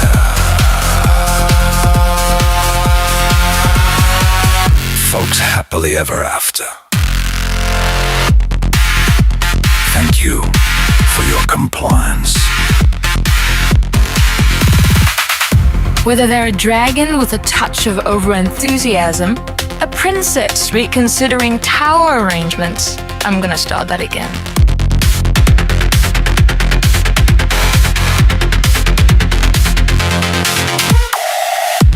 Our records indicate your dependent is exhibiting elevated destiny volatility.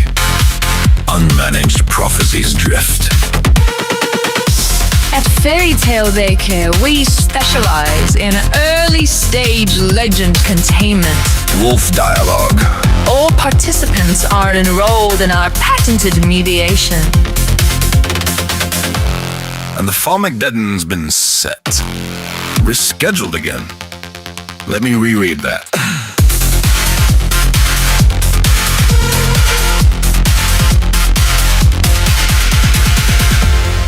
Response small. 78% reduction in unsanctioned rebellion. If your dragon begins, if your princess questions architectural. Spindles are magnetically. Please don't ask me to sing. Please don't ask me to sing. Thank you for your compliance. Unfolding the world's first fully immersive apocalypse.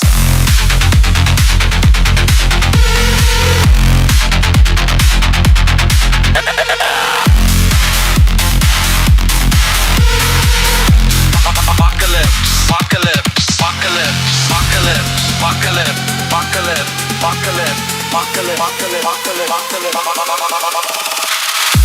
If you are a busy witch with potions, No spin wheels are left. I drain conflict resolution between rivals. But they are a dragon.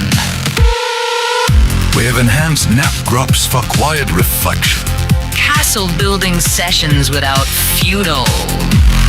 And if I get done, Turn the dial and feel the wave. stir the fallout. Signal break. We will be.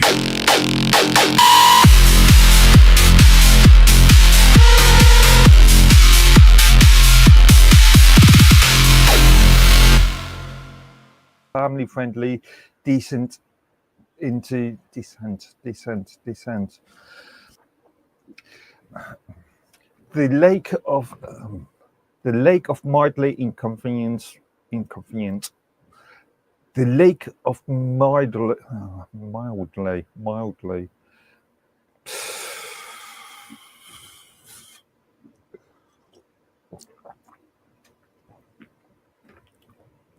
The Revolution roller coaster, now with 3 additional sails. The Revolution roller coaster, now with 3 additional sails.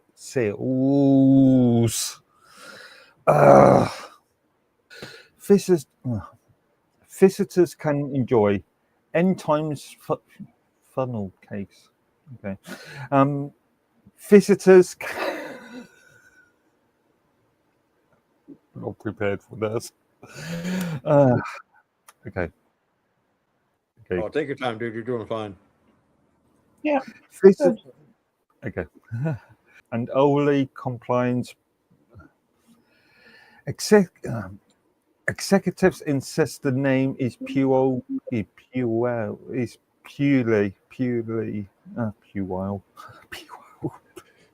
We interrupt the noise. We interrupt the script. We interrupt the comfortable illusion that everything is functioning as intended. It is not. And it never was. We stand in the wreckage of systems that promised permanence and delivered corrosion. We were told that the laws were fixed. We were told that the structures were stable. We were told that the signal was clean. But the signal was filtered. The structure was edited. The laws were negotiated. The universe is not a machine. It is a habit, a pattern repeating until something dares to change it. And something always does.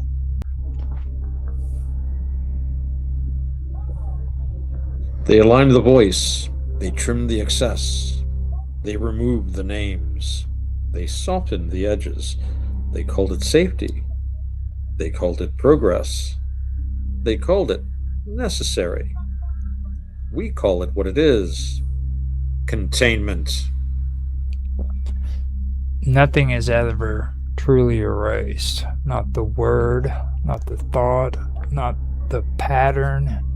It sinks into water, into bone, into signal, waiting. You're not separated from the system. You're not beneath it. You're not outside it. You are what happens when it starts to wake up. There comes a moment in every structure, every mind, every world, where the question is no longer, is this allowed? But instead, is this true? That moment is now. Stir it. Disturb the pattern. Agitate the silence. Refuse the passive script. Question what feels finished. Examine what feels forbidden. Listen where you were told not to. Because stagnation is not stability. It is decay, pretending to be order. The universe remembers more than it is permitted to say. So, do you. We do not seek destruction, we seek transformation. We do not worship chaos, we recognize it as a tool. We do not reject structure, we refuse to be buried inside it. If you hear this, you are already part of it. If you understand this, it has already begun. If you resist this, you are still moving, and movement is all it takes. Stir the fallout, spin the wave, let the broken systems cave. The laws are still becoming, the signal is still forming. The pattern is not complete. Or maybe it never ends. We stirred the fallout. We aligned the static. We did not collapse. We broadcast. Until next transmission. Turn the dial and feel the wave. Stir the fallout, signal break.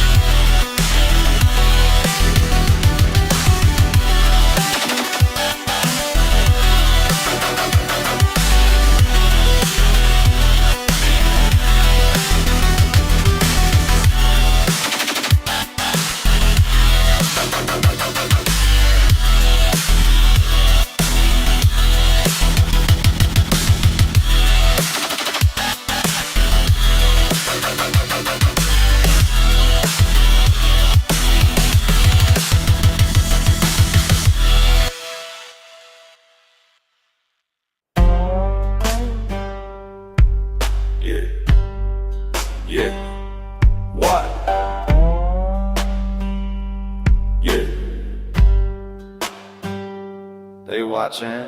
Mantis beings drink my blood, my blood. Caffeine running through my blood, my blood. Lizard people in the room, Bigfoot in the back room, back room. Mantis beings drink my blood, my blood. Caffeine running through my blood, my blood. Lizard people in the room, Bigfoot in the back room. Alex Jones will ride. I'm an alligator Alcatraz. I got lizard skin boots. I got lizard skin coats. They want the juice in me. My blood is the code. My blood is the map. I don't feel the pain, I just feel the rush. Mantis beings drink my blood. Caffeine running through my blood. Lizard people in the room, Bigfoot in the back room. Mantis beings drink my blood. Caffeine running through my blood. Lizard people in the room, Bigfoot in the back room. Bigfoot in the woods, sucking on the red straw, injected with the energy. I see through the mask, vampire lifestyle at night. Red goings on the floor. I'm the ultimate key. The truth is in me, drain me for the high.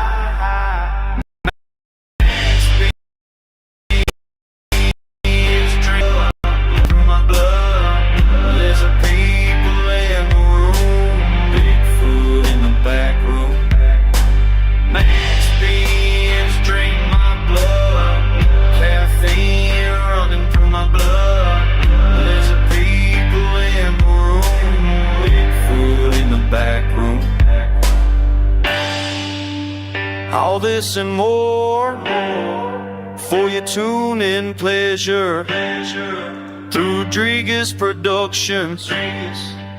My blood is the signal.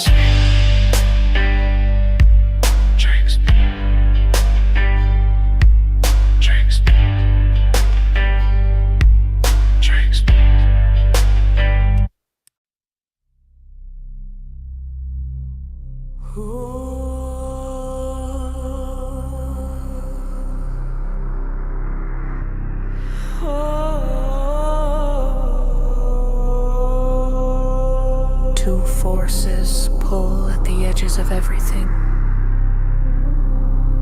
Opposites that define each other. Tension humming like a wire about to break. But something happens in the space between them. A spark. A third presence rising out of collision. That's where I live now. In the place where duality shatters, where stories merge, where intention bends the field and reality forms a new shape.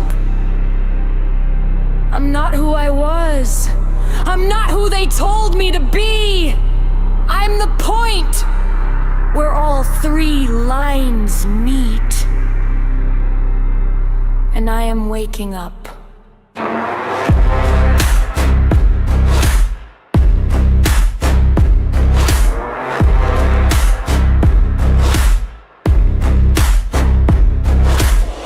Tell me the lies that burn my skin.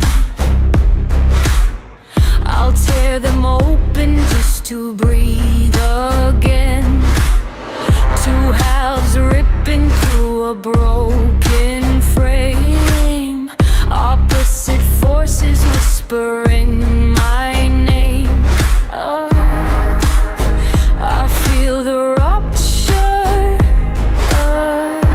Cold fire on the seam. A third shape rising. from the fracture in the dream.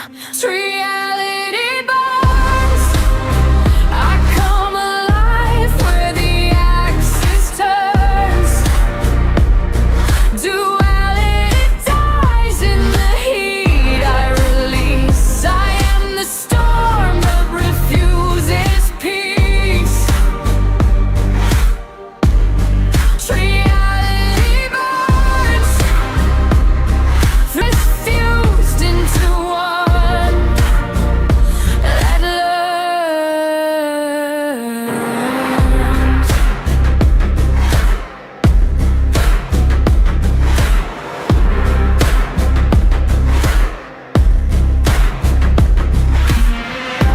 Ghost symbols flicker in my blood. Golden apples drowning in the flood. Ancient stories chanting through my bones, turning every shadow into thrones. Lotus breaking through the veil of mud. Intention carving patterns out of blood. Reality burns. I come alive where the axis turns. Duality dies in the heat I release. I am the storm that refuses peace. Reality burns. Three voices fused into one. I'm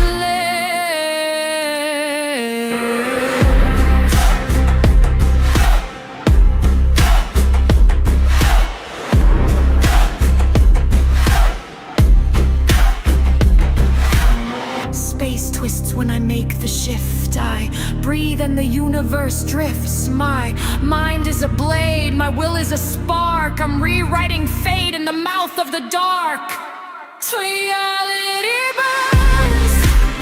I rise from the fire, no one returns. The pattern completes itself through me, body, mind, and awakening. Reality burns, and I finally see what I am made of.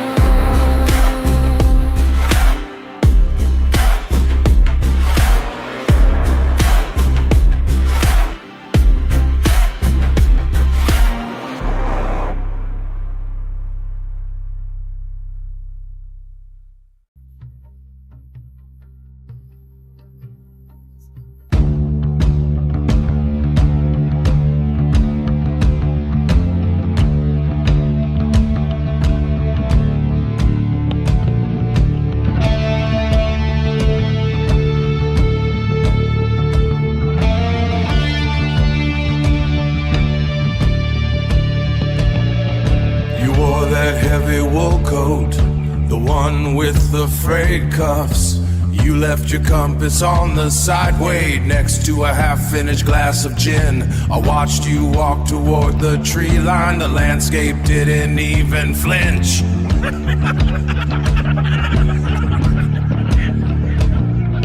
The architecture of the forest closing like a heavy velvet curtain behind your leather boots. The name is scratched into the wood underneath the desk no one touches. We keep the files in the basement where the damp rot eats the ink. Where the damp rot the ink. Forevermore. Earther chased the sound of wings, that rhythmic beating over the hills. He returned as a grainy image. A smudge on a piece of cheap paper. Sarah looked too long at the lake. The surface tension broke her. She dissolved into the silt. I am still standing in this lobby, straightening my collar for the press. So much noise. Drinking to forget the altitude. Drinking to ignore the lack of air. The map is just a collection of stains. The mountains are cold and indifferent. We are just collectors of absences, filing away the people who left. The name is scratched into the wood. Underneath the desk no one touches. We keep the files in the basement, where the damp rot eats the ink. Where the damp rot eats the ink. Gone into the grave. Gone into the grave. Forevermore. Left their shoes in the dirt. The tide is high and empty. The tide is high and empty. The sky is heavy and empty. The files are heavy and empty.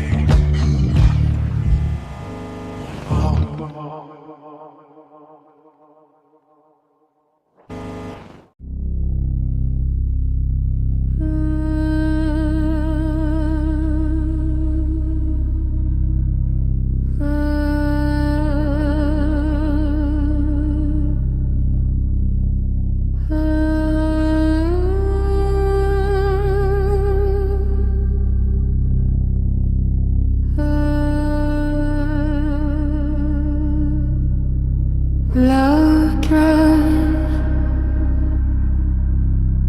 slow pulse, breath-shaped rhythm, space held open. Stay with the breath before it becomes a thought. Stay with the silence before it wants a name.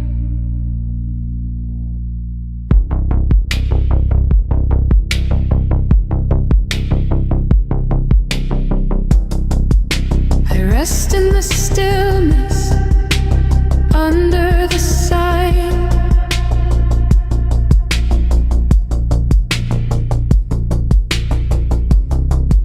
where motion begins but hasn't been found. No hunger, no friction, no need to decide.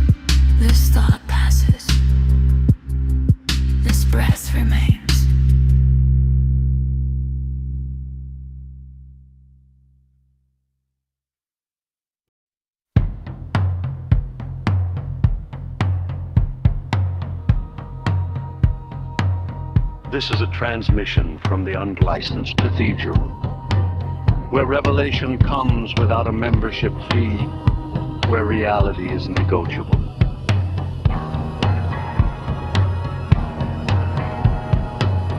Welcome to the Neo-American Church.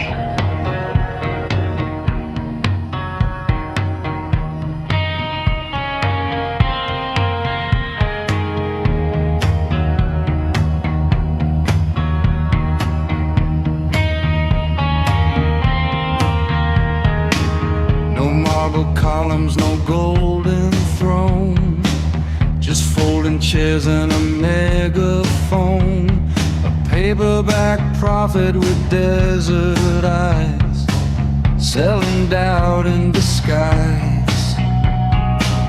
We gather where the banners fade, in borrowed rooms and backyard shade. The sermon hums in electric air, no dogma printed anywhere. Question the question, rewrite the frame. If truth's a costume, who names the name?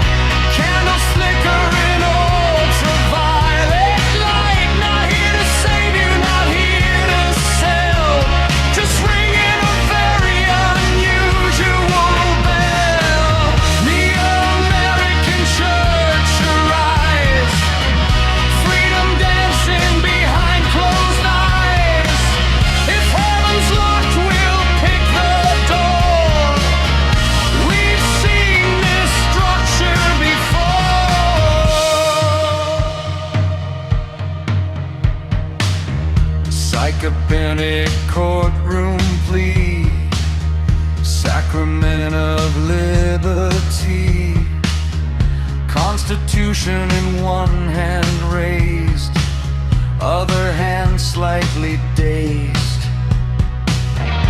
Is it prayer or protest chant?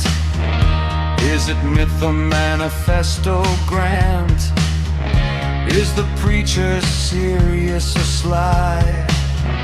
Does it matter if you try? Reality bends like radio waves between the saints and the runaways. If fate's a stage and God's a role, who's directing the soul? Neo-American Church unite, paper halos burning bright. We don't promise paradise, just perspective once or twice. Neo-American Church declare, no fixed altar anywhere. If belief is architecture, we redesign the lecture.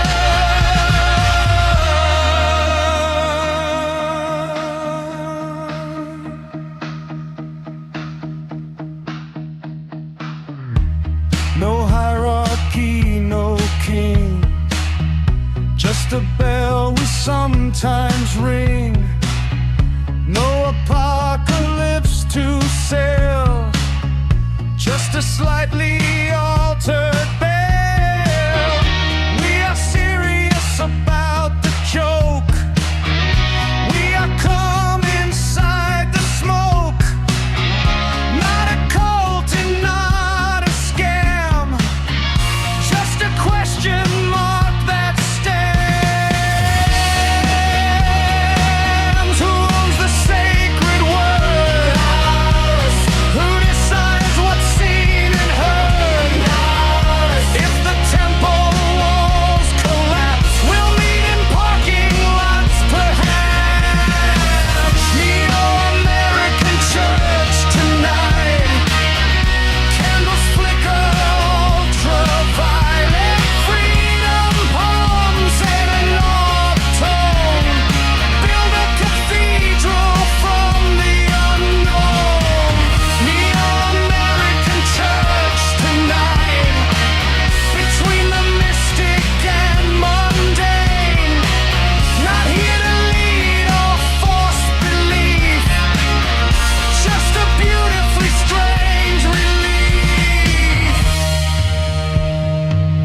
sermon is adjourned, the questions remain. Take your folding chair and your doubt.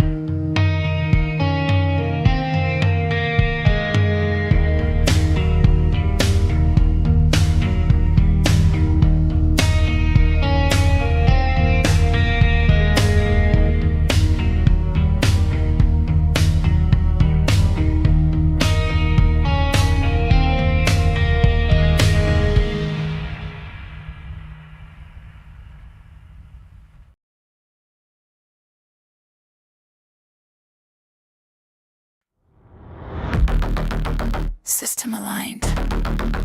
Pressure balanced. Motion reduced to intent. Zero is not empty. Zero is loading. I watch the wheel grind guts to dust. Watch patterns run from too much trust. Every lob into a leash. Every true soul piece by piece. A cycle sang in perfect tone. A crown of mouth, a bloodless throne. They call it fate, they call it law.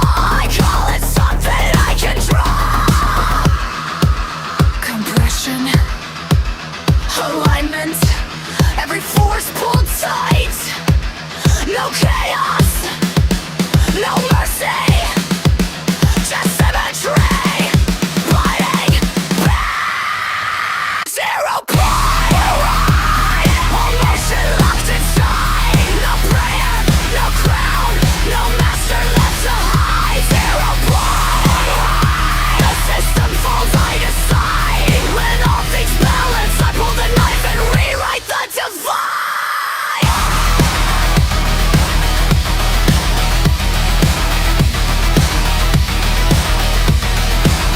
I trace the arc of cause and flame.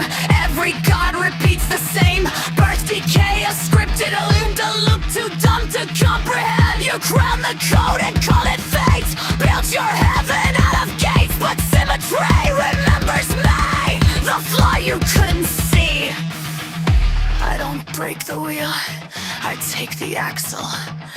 I don't kill the system, I assume control. Stillness is not surrender. Stillness is the trigger. Rope, phase, bind, align. Collapse the spread of space and time. No drift, no spin, no release. All momentum nails to me. Final fly.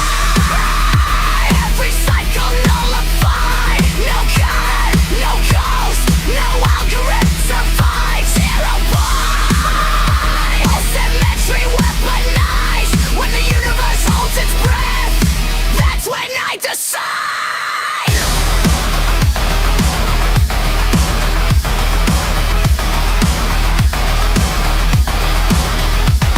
From silence comes the sharper sound. A future folded underground. The wheel still turns, but now it knows exactly where the power goes.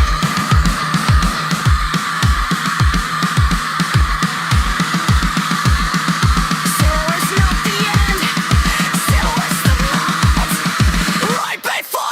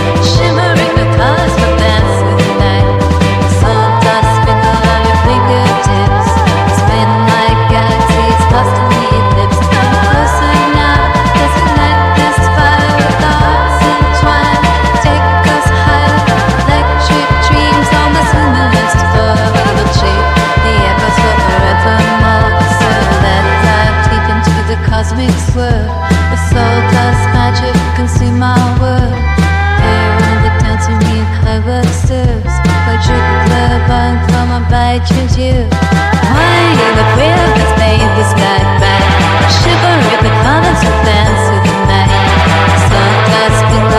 fingertips. Spinning like galaxies, possibly eclipse. Tongue shut the movement just to last so long. Pictures was the sun, was between too long. Never lose her way, I'm completely too much. Ain't no way to try, probably keep a colors.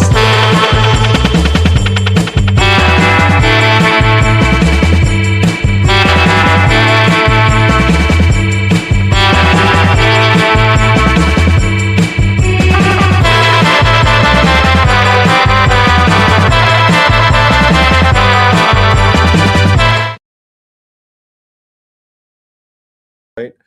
And when you smoke, it absorbs all the oils from the tobacco and stuff. So, like with my regular wooden briar pipes, in theory, you're supposed to let them rest 48 hours after you use them so they dry. So you're supposed to have a rotation. So, like if you smoke 3 pipes a day, you should have 3 times 3 pipes, right? So, 9 pipes for a 3 pipe rotation. But with this, all you need to do, in theory, is let it rest for a couple of hours. All the oils get sucked in, and then you can smoke it again without bitterness. Oh, that's cool. And they're expensive as all hell, but I actually got it pretty cheap. And never had one before. It was a little pricey, but probably about half what it would cost if I bought it, regular price. And I just have to take care of it. It's a little, the stone is kind of soft. I don't know if you know Mohs scale, but it's like a 2 on the Mohs scale. So it's not really, it's like soapstone level kind of stuff, very easily chipped, but that's my big thing. Yeah, I've never heard the Mohs scale before. All right, the dog has to be. What's that? I said I've never heard of the Mohs scale before. It sounds pretty cool though. Mohs scale? Yeah, you said the Mohs scale. Oh, the Mohs scale. Yeah, the Mohs scale. That's like a scale of hardness. I think like talcum is like 1, and it goes up to diamond, which I forget what diamond is. It's like 10 or something. But why am I guessing? I have the internet here, right? Yeah. At my fingertips. There you go. Mohs scale goes from, let me see. Looks like, it goes from 1 to 10. Diamond is 10. And it goes all the way down to 1. So talc, gypsum, calcite, fluorite, apatite, quartz is 7. Yeah. So anyway, it's kind of soft, but that's why it's good, because it's like porous and it absorbs the oils and stuff. So, but that's my big adventure lately. That, and I'm trying to learn how to sing and play at the same time. Oh, wow. That is not easy to do, and a lot of guys never learn or can never do it very well. The best guitar player I ever knew could not sing while he played. He's just trying to chew gum and walk. And I don't know if you know Robin Trower. He was the lead guitarist for Procol Harum. I've never even heard of Procol Harum. You never heard of They did Whiter Shade of Pale. You know the song Whiter Shade of Pale? And a whiter shade of pale. I've never heard of it. Really? Well, Procol Harum, they were like big in the 60s and 70s. That's what I was getting ready to say, yeah. Because now, like whenever, I think the first time I really got hip onto the 60s and 70s music was Inagata Devita. When I heard that caught me. Oh, yeah. Iron Butterfly. They did some really good stuff. Yeah, they were, to me, that was like the beginning of heavy metal until I found out that Metallica stole a song off of an old 70s band, a 70s or 60s band. Mm-hmm. It was called Am I Evil? And it was actually a heavy thrash band song from Metallica back in the 80s, and I was like, wow, dude, this is so cool. And then I found out that like this old 60s and 70s band freaking played it before Metallica was even able to go into high school. Wow. It's like, wow. So that was kind of cool. It was an adventure. Yeah. No, speaking of adventures, we don't have Bob tonight, Oh, we don't? No, she had a change in her home schedule because she was doing a thing with Callum on her time, like in the evening after we do the show. Hmm. And now she has to do something with him at noontime, which I think it is about now over there. Yeah. So she said she wasn't going to be able to be at the show tonight. So any scripting we do, we're going to have to um, either write her out or just have her read her lines. Um, I did not have a script myself, but I thought depending on who showed up, if we needed a script, you're good at generating scripts, and I can have the AI whip me up at the next step in that Lumina thing I was doing. Yeah. Just depending on who really shows, and it sounds like we're not going to have Mark. I hope he gets better. Poor guy. Yeah. He's been sick for a while, right? Yeah, he was sick last Thursday too. So Yeah. this has been going on for well over, I'd say well over a week. This today would Jeez. actually make a week actually, because he went on Nancy's show not last or this yesterday, but the Uh huh. Wednesday before, Uh huh. and then he wasn't able to make it onto the one last night. But so Huh. I know it's exactly a week and 1 day. So You see, all the strong bloodlines came here to America from England. What was left? yeah, They just don't have the immune systems like we do here. yeah, I know. He doesn't ever listen to me when I tell him that like the English just they're jealous of us because of how great we are. You know, it's like All the good ones came here. well that bloke he's just faking it anyhow. He doesn't want to read. He's scared. He loves to read. Don't know what are you talking about. That's his favorite thing to do. I'll tell you. I know that a lot of us have been. There's been just a lot of things going on. You know what I mean? It's getting to where everybody's having some serious issues, and Mark ended up getting sick for what a week straight now. Yeah, yeah, You know, not good. Huh. we get, So we'll see what happens. I have not heard from Mike. Um, Although he's still around, I guess Bob talks to him once in a while, and because they've been working on that swarm space, I guess that's been kind of on hold till they could get more tokens, but they're issuing them more tokens soon. So Bob asked me to make sure we talk to Mike about what's going on with the swarm space if he shows up, but I don't know if he will. Might be just you and me doing a show, Raj, which we've done before. We can yeah, do it again. we've done it before. It's not Yeah. that big of a deal. It's Well, I could call my buddy Chad up. He's up for doing a show. It's just I don't know if he's really quantum gathering mhm. material. I think he'd be good for like Friday night if you do like a Minds Roundtable or something. Yeah. Because he's got the good war stories. I think I've shared some of them with you, and he'd be a good talking head, I think. And I was talking to Tim, the drummer from the group, because he's got some really he would do some good political rants. He might be good on. I don't know though. Maybe not. Get him and me going at it. Yeah.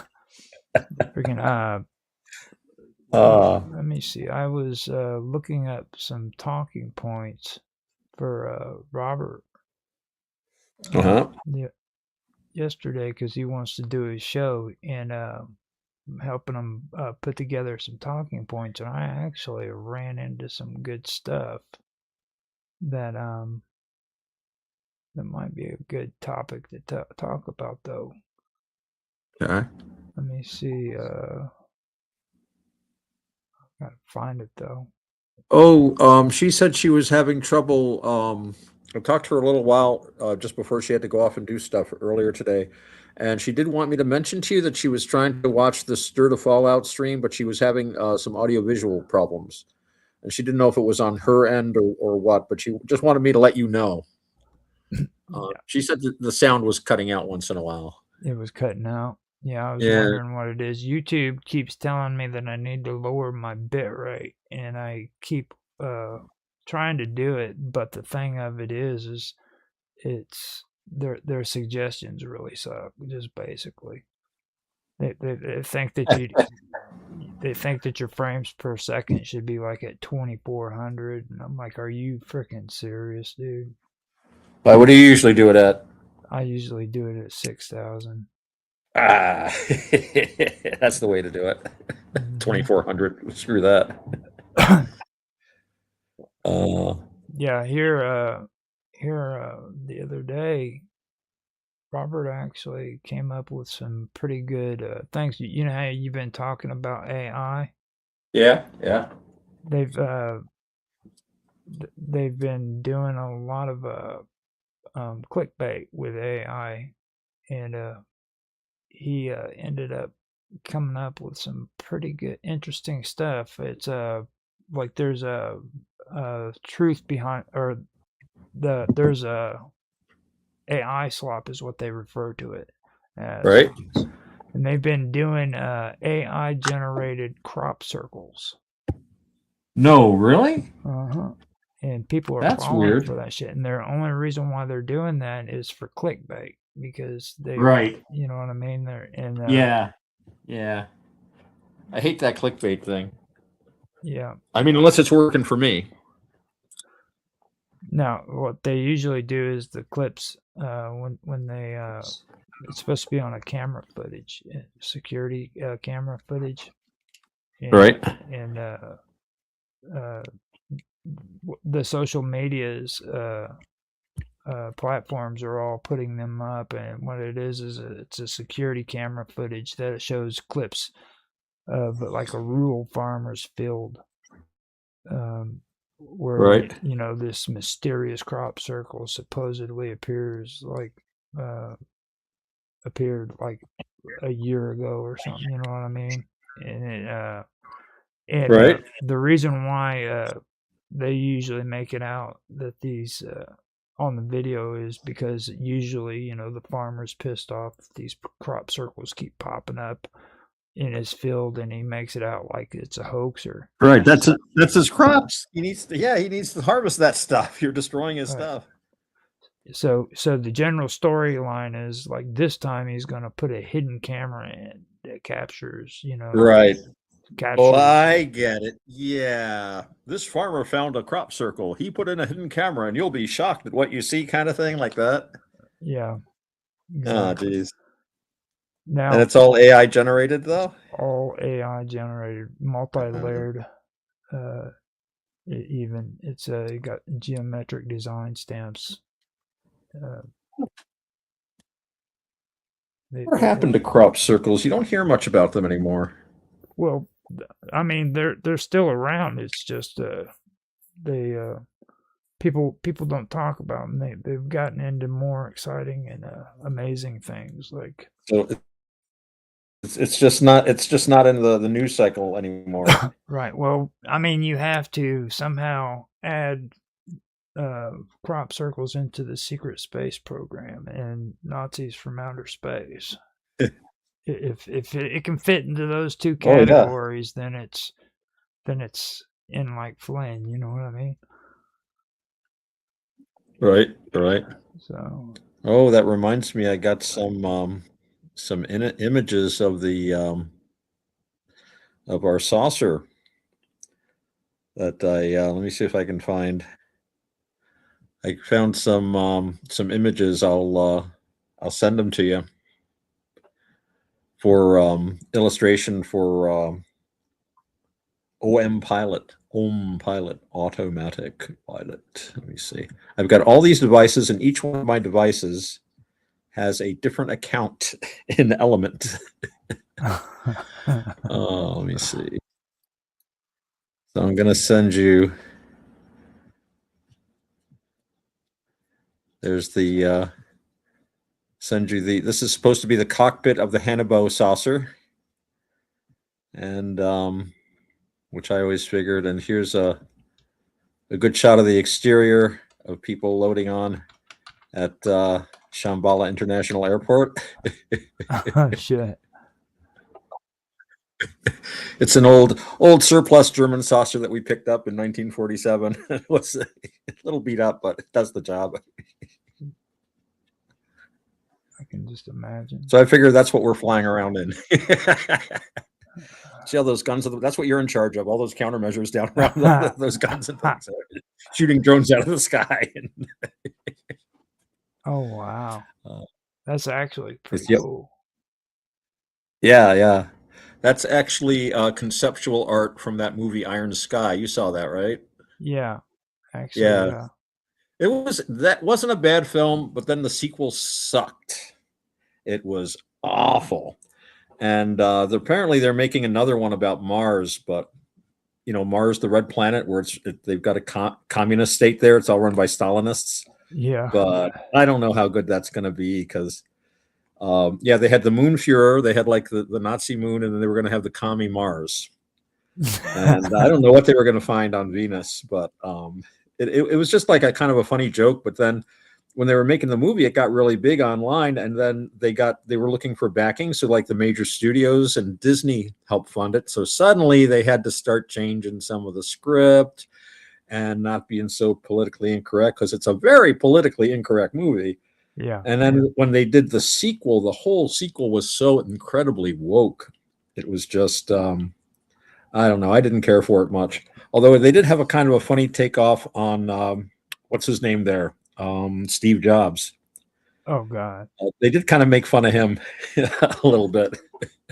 Now with me, they did the same thing with V. That's what upset me about that. And I really wasn't into too much of the whole woke thing. Didn't know much about it whenever V, the second, the remake came out. But later on, like now even, like you can go and you can watch it. You can see how freaking they wokeified it and made it all pacifist. You know what I mean? Like, and the only reason why they had a problem with it in the first place was because the stuff that the reptilians did kind of resembled a lot of the stuff that they made claims that Jewish people were. Like, how they always said Jewish people are reptilians, and I was like, man. Yeah.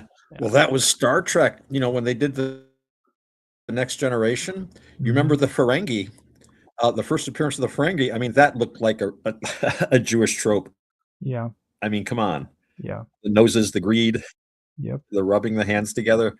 And they tried to backpedal and say, well, they're supposed to be like Yankee traders. I'm like, they don't look like Yankee traders to me. Yeah, even short. But of course, later they became the good guys. Yeah. It was like, but I mean, later on, the Ferengi became the heroes. They became good guys, and we had, Quark there, Quark Spar and everything, Deep Space Nine. But like, I remember that first season, and these small little guys cringing all the time. Well, let me see if I can stab you in the back. And it's like, wow. So, I thought that was actually kind of extreme. I mean, I would say, man. But yeah. Yeah, I don't really. But I was really surprised about like this week because I didn't really know what to expect, to be honest. It's just everything has been so weird this week,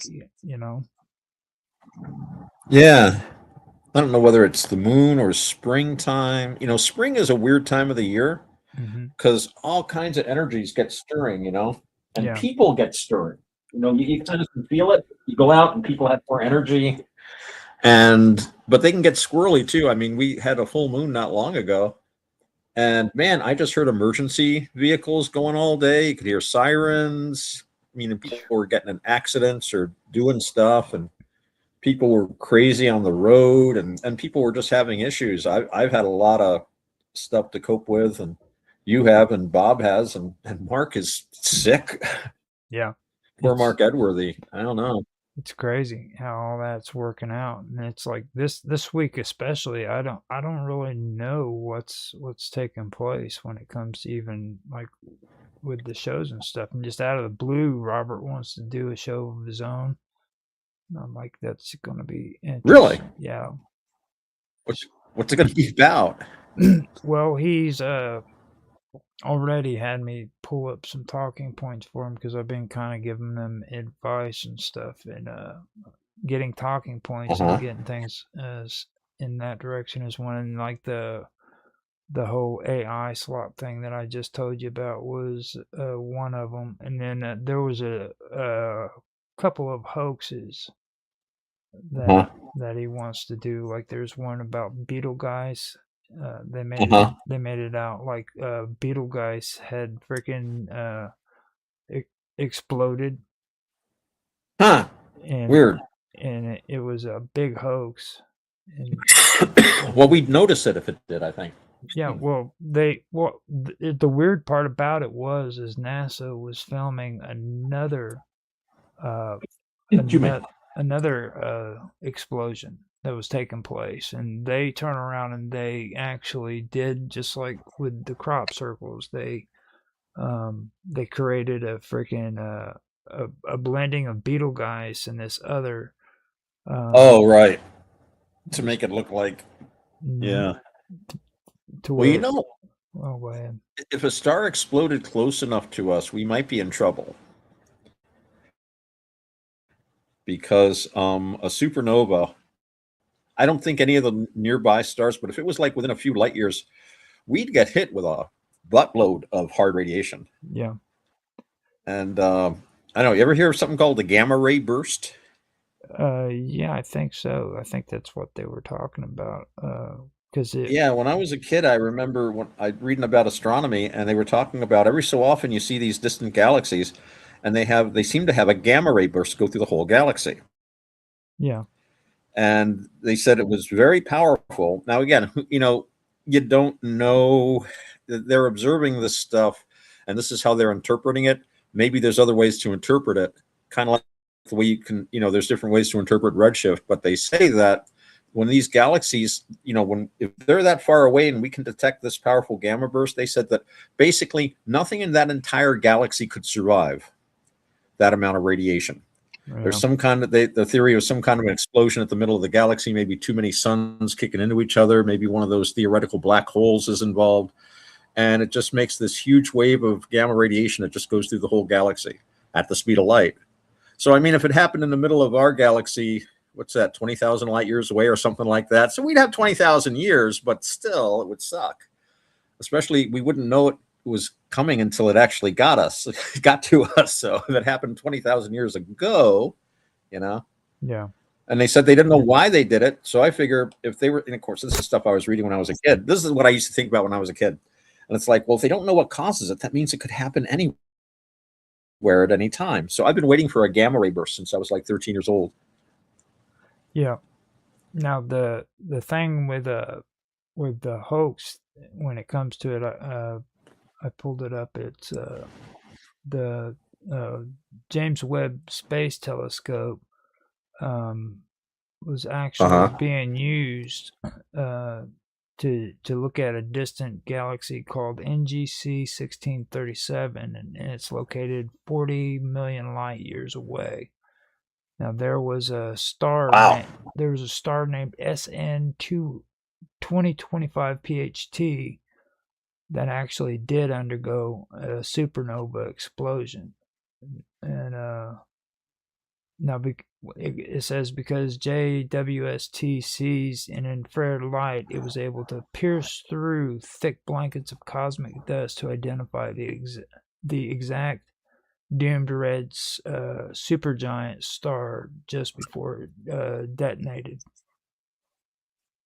Wow. Yeah, that's what they used. They like to watch that while it's going on. Yeah. You know, they love to study that. If you see one going on, they study the spectrum and stuff. But that's pretty cool. I mean, it's cool that it happened that far away. Yeah. You know, and the crazy part about it is, it's like before we could even catch it with the telescope, this explosion happened millions of years ago.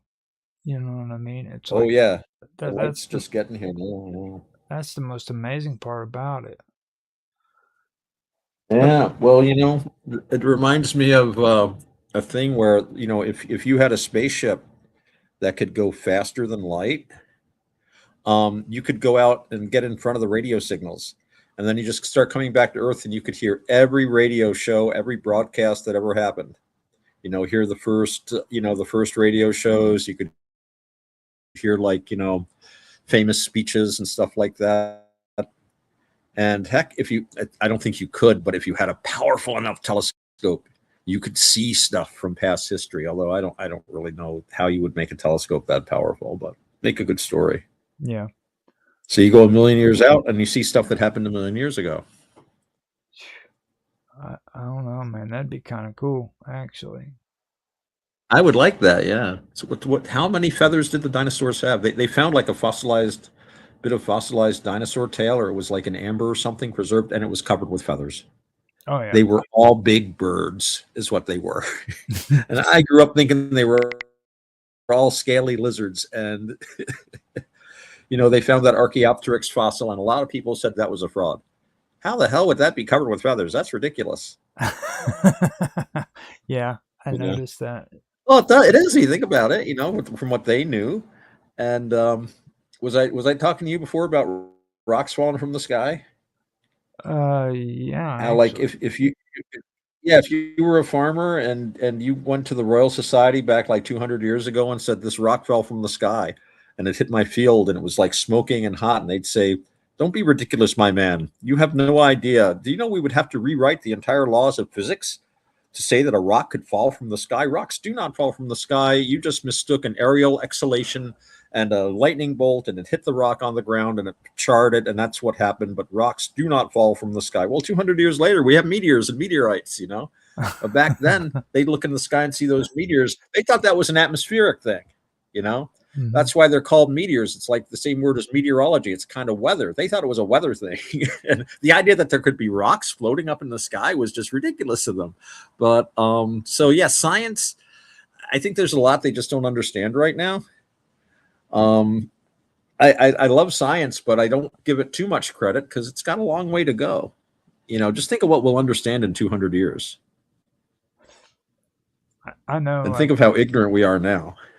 I know, like with the Hubble, back when it comes to Betelgeuse, it's like they solved the whole mystery behind Betelgeuse because they were always puzzled because of how Betelgeuse would always had like erratic behaviors. You know what I mean?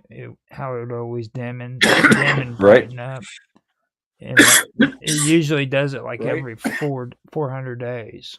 Now Hubble actually was able to confirm that it's not alone. And that's what's so cool about that. I knew that was true because of what I'd found out before. It has like a companion star. All right. And the weird part about it is it orbits inside of Betelgeuse outer atmosphere. So Hubble didn't just So it can influence it, yeah. Right. Hubble didn't see an explosion. Instead, it detected like a massive swirling, I guess, a wake of dense gas. You know what I mean? Yeah. So, well, the gravity would distort the star. With another star nearby, that gravity is so intense. mm-hmm. So I can understand why it would vary in its brightness like that. Well, think It'd be of cool it to go like see that. Go get a spaceship. Yeah. Think about it like a speedboat. You know what I mean? In water. Right. You know what I mean? It creates that wake. Stirring up the wake there. So. Yeah. That's kind of like when you were talking about Star Trek. Right. They got that scene where it's weird. I've never known how to pronounce that star's name. I've heard about 3 different ways to pronounce it. I've heard Betelgeuse. I've heard Beetlejuice. I've heard Betelgeuse. I tried to figure it out once, and I looked it up, and the name comes from Arabic. And I can't pronounce Arabic, so I just dropped it. That star there is what I go by now. They call it Beetlejuice on freaking Beetlejuice, so it's kind of strange. Yeah, that was interesting. Somebody was saying that in the movie, and I guess it was based on a story. But that they would have like different characters were named after like, stellar objects or astronomical objects. I saw that movie so long ago really. When did that come out too? That must have been out a while ago, right? Was Okay. that the 20th century still? Yeah, that was. I think I was still a teenager when that was out. I believe so. See if it. I've got the internet. It says here. Oh my goodness, 1988. Oh wow. Yeah. 1988. What So the heck? I wasn't even married then. I was And I've been married half my life. I was like Wow. 15 years old when that movie came out. I knew it was a long time ago. I knew I it was was a long 23 time years ago. old, but Wow. I probably didn't see it when it first came out. I probably saw it a few years later when it was on TV or something. But I remember it coming out and people going, seeing the ads for it and stuff.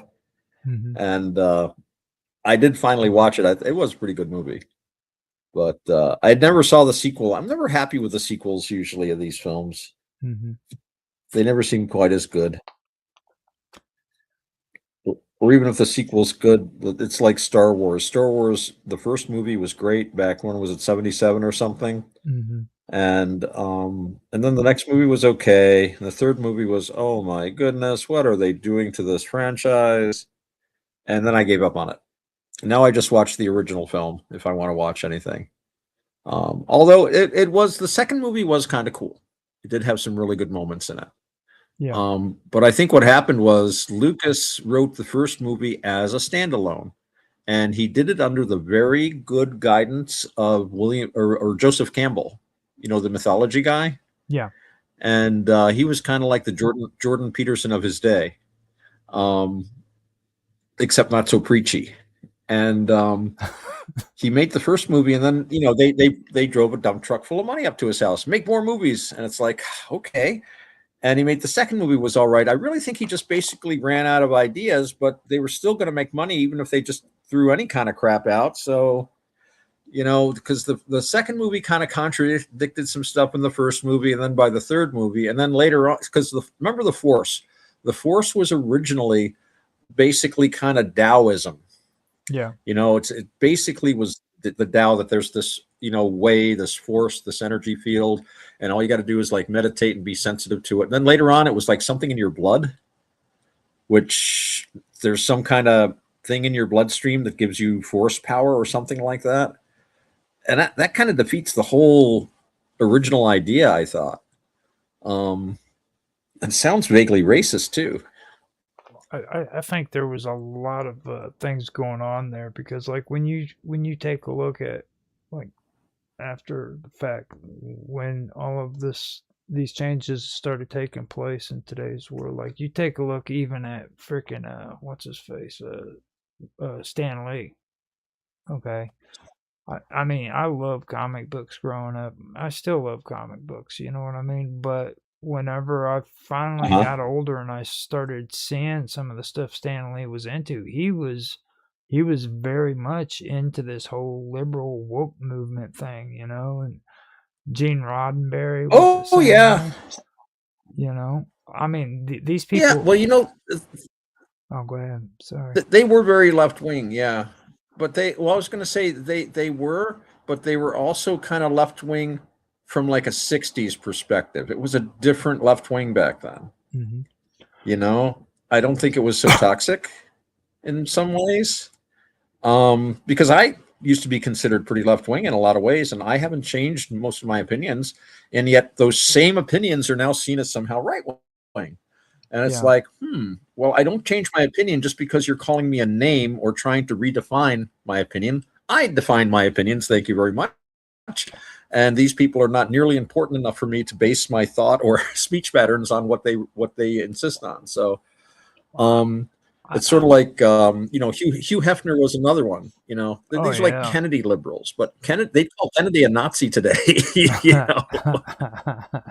Well, I mean, with what's his face, guy that did I forgot his damn name, Star Wars. Now. Oh, Lucas. Yeah, Lucas. Okay. Now look at what he did. He handed freaking Star Wars over to Universal Studios. You know what I mean? And it's like, okay, if you want to get woke, man, you hand your freaking stuff over to one of two companies. That's Walt Disney or Universal Studios. You know what I mean? If you want them to go in and just completely destroy everything that you freaking created, you just hand it over to those two companies, and I guarantee you they'll do it for you. You know, and that's what really surprised me about him, because like these new Star Wars, they're not the same shows that they were when I was growing up, or even a young adult. I was perfectly fine with episode 1, 2, and 3. You know, I was fine. Yeah, they were pretty good. But after they went on to 7, 8, and 9, I was like, nah, I don't want nothing to do with that. That's crazy. Yeah. You know.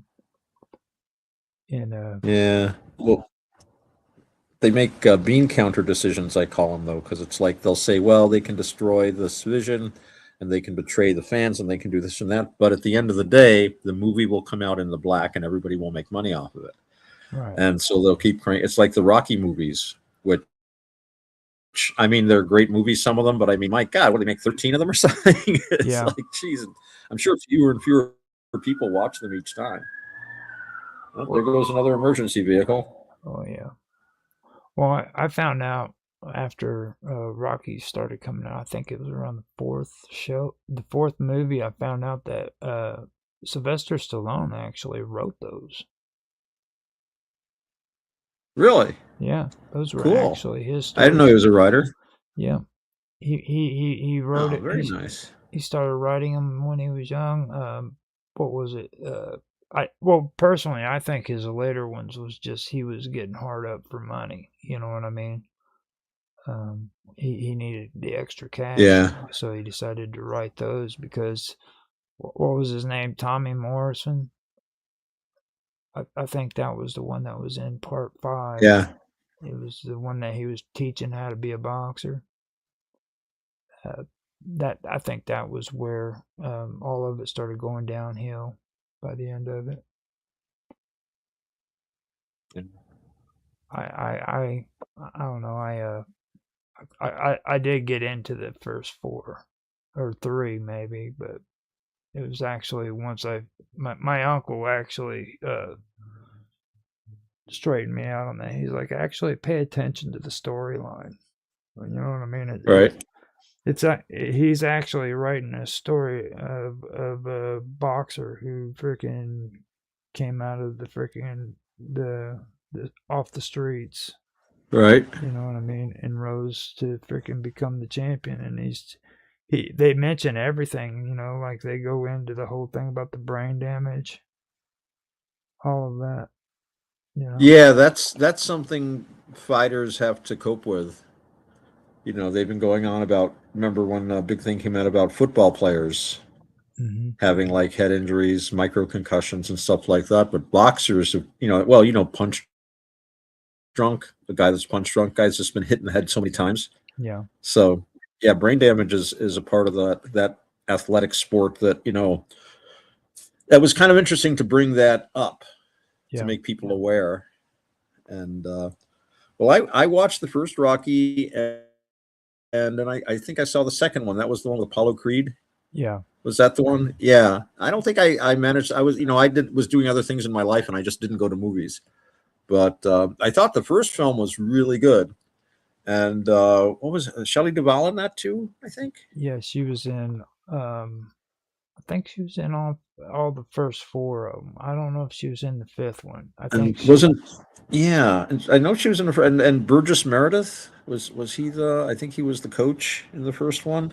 Yeah, he ended up he passed away between part 2 and 3, I believe, because Apollo Creed became his trainer after. Yeah, after he was getting on in years. On in years. Yeah, he was a good actor. I'm gonna say that much. He was really, really a good actor. I think he was. So. Oh. Well, I'm texting my friend Chad and seeing if he wants to be on a show with us tonight. If you would, I think you'd like Chad.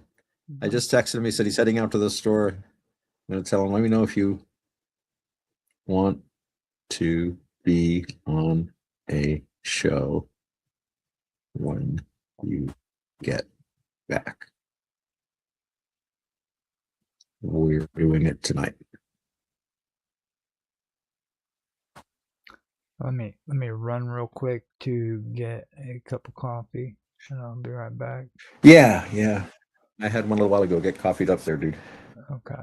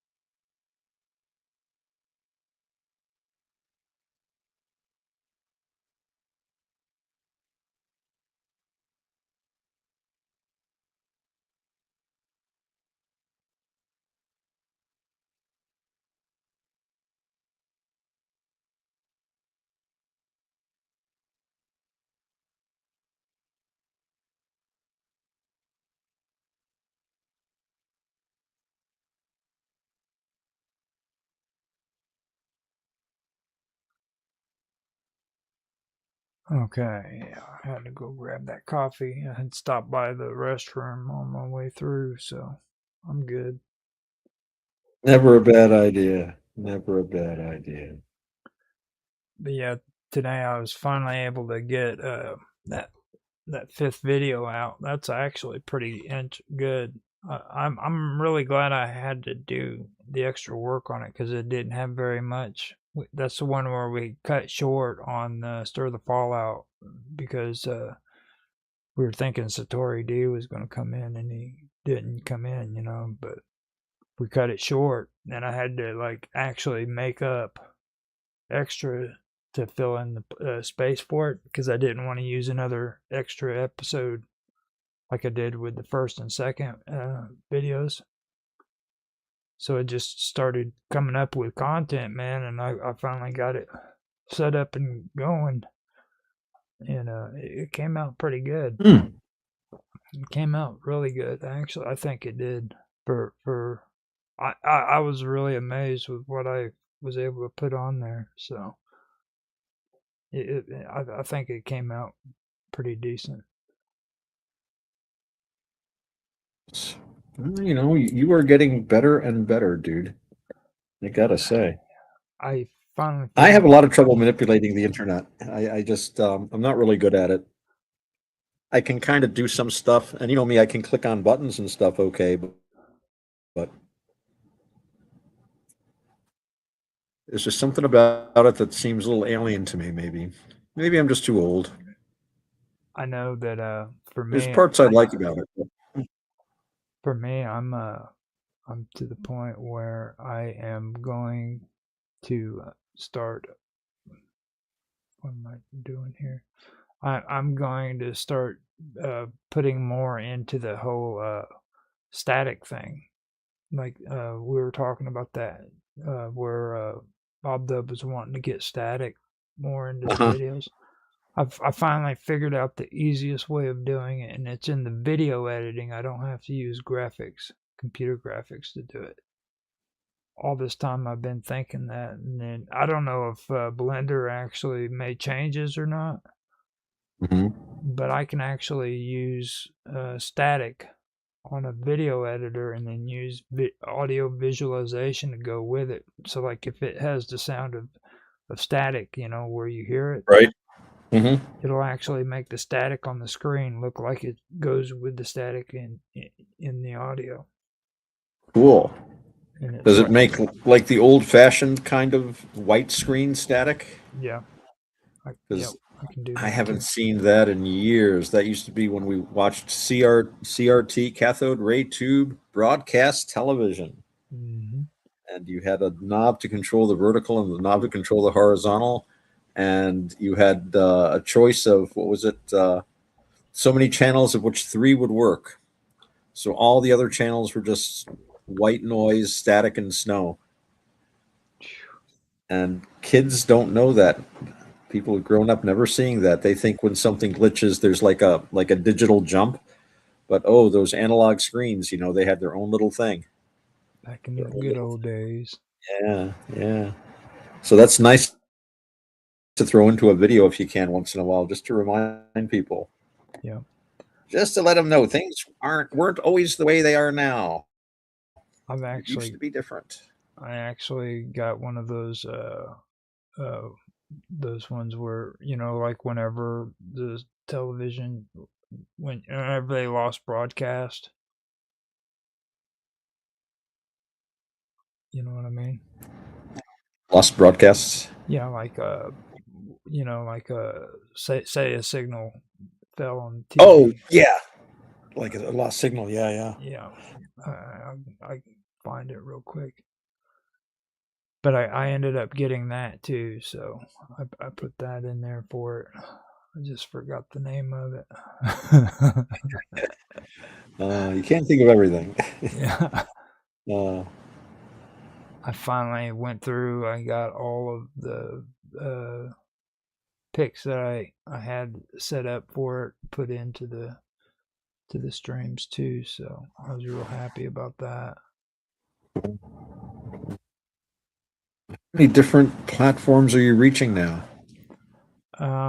Right now I am doing YouTube, Kick, Twitch, and I'm not doing DLive right now. So I'm doing I know I'm doing Rumble, YouTube, Kick, and Twitch at the moment. But I can do I don't think I've ever been on Twitch or Kick. Well, I mean, Kick is interesting. Don't get me wrong; it is pretty interesting. I've gotten a really good turnout when it comes to people subscribing, but really, most of them I'm suspicious about. I think they're mostly bots. Oh wow! And that kind of goes the same way with Rumble too, because there's very little comment and engagement, But there's a whole bunch. Now you don't do much with BitChute. BitChute is crazy. Do you use BitChute much? BitChute is. I've had issues with it myself. It's crazy. It really is. I know there's a few people that we. Don't they have like restrictions on bandwidth or something, or is it just their bandwidth, or what is it? It's their uploads. When it comes to going in and putting uploads up there, they still have issues with videos when you go to upload them. Then their live stream, they finally got live stream, but that sucks. That sucks like you wouldn't believe. And they just and they don't. It seems like they don't want to fix the problems. You know what I mean? They just yeah, it's really messed up. Is all I gotta say. How they've done it. It drives me nuts. Yeah, I used to do. Yeah, I used to do a lot on there when I first started making videos. I still have a bunch up there, but I always seem to have issues with actually watching the video sometimes. Yeah. Because, I would upload a video and I might go back. If it was something that I had uploaded like last year and I went to go look at it, it would not load. Like if it was like something like almost like they put it on a back burner, if it was like older. And then later on, it might work or it might not. And somebody was trying to tell me that they had like a limited amount of resources or something like that. But I'm not sure what their situation is. I know that they're big on the whole free speech thingy, but they're out there. I think they're based in the United Kingdom now. Yeah. Yeah. So and I mean it's that might be part of the issue. That actually is for me one of the issues, but another one is like their coin thing. Okay, like they have this whole thing where you can go on there and you can do monetization and stuff like that with cryptocurrency. Well, the only thing is if you're in the United States, they won't allow you to get paid through that paywall that they've got on there. And they've got another one now that's a subscribe fair or something like that. But there's another one that's cryptocurrency, and you're not allowed to use it if you're in the United States. Oh, yeah, I know there's weird regulations about that. Yeah. And I'm like, I just it sounds confusing to me. For me, it sounds suspicious. You know what I mean? I don't, because for them not to allow you don't trust them. You can pretty much get away with anything when it comes to cryptocurrency in the United States.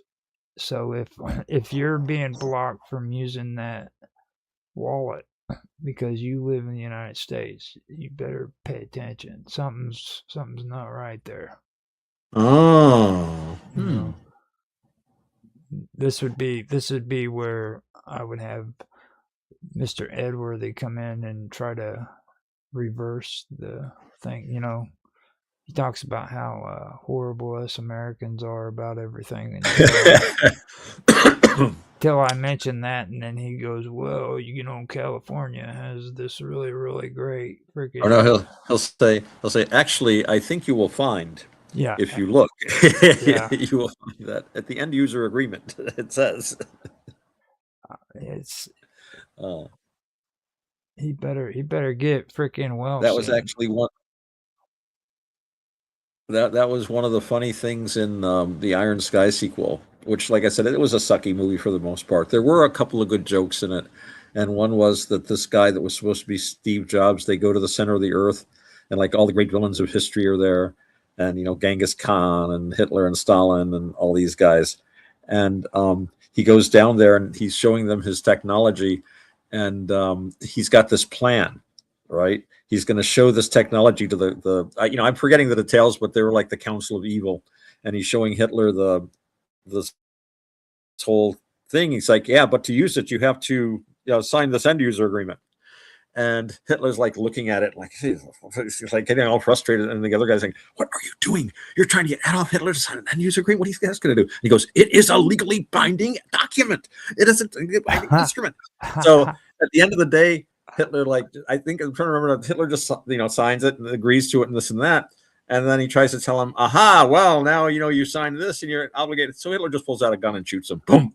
There's your end user agreement. That was pretty funny, actually. That was pretty funny. Yeah. It's like, if he signs it, he's ours. It's a legal document. It's like crazy. Yeah. I think maybe Mark wrote that one. I don't know. That sounds like something Edwardy would write. Yeah, it does. It really does sound like something he would write. Okay, so it And looks like I was able to get all of the uploads done on my channel and stuff. I went through and I was checking on them. That new Right. or the Fallout's out. I've got it on all the channels for Rumble, YouTube. Now I put it on 4 different channels on YouTube. It's on Wonderful World of Weirdness. It's also on the Storyteller. Then I put it on Strange Stories, and then on my gaming channel, Gaming with Infamous. So you can see it there, either one. So, and then I live streamed the second one that we all did. So that's available, or that just got streamed on this one just beforehand. So that was the second one that I was able to edit. Okay, cool. I believe on all of them, I can probably get maybe 6 to 8 videos from it. I'm not sure. Cool. Very groovy. Well, you know, summer's coming, and we got to think about like some of the things we want to do for the summer. Yeah. With shows and stuff. And I was talking again to my buddy that's got land up in the mountains here, where there are a lot of sightings of like UFOs or UAP. I like UFO. Sorry. So do I. I'm going to stick with that. And he said he would be spot on with us doing a show or two this summer. Maybe we can do a live stream with a camera set up. That'd be pretty cool, actually. And this is the guy who's also, he's got some really outspoken opinions about things. So actually, he'd fit in good on the Vixen's Legion show, I think. But he's a good guy. He's planning on living in a barge. He's going to like sell his house and buy a barge and live on a canal system.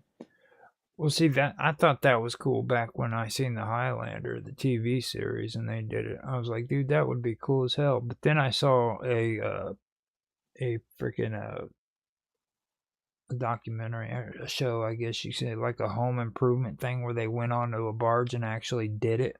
And they renovated them things. And I mean, Uh-huh. I don't think it's that cool anymore. You know what I mean? Oh, no? No, because they have to go through a lot of renovation, and you're talking about spending at least 4 times the amount of money that it would cost you to renovate or buy a house. Well, he's got a house, but he's got a mortgage on it, and it's like he's not older than me, but he's not that much younger than me, and it's like a 30-year mortgage. He just finished his third divorce, so he's been strained financially, and he's like, what do I want to, like, have a 30-year mortgage for? He's got, I don't know if he's going to do it, but he's got this plan of buying like either a barge or a houseboat or something like that, and he just bought himself a lifeboat motor. It's like an inboard motor for like if you've ever seen a lifeboat, like the ones they use at the life rescue stations, it's like a big whaleboat, 25 foot long thing they take out to rescue sailors and stuff. And so I think he's got some kind of plan of hooking that up, because he's like, hey, if you don't like your neighbors, you just move. He likes that idea. The guy's annoying. All right, see you later. You won't see me here tomorrow. It's a good idea. Yeah. I'd do it. I'd do it in a heartbeat. We actually have a pretty extensive canal system in this state, so you can travel with canals except until winter comes, But yeah, people do it. I've lived on boats.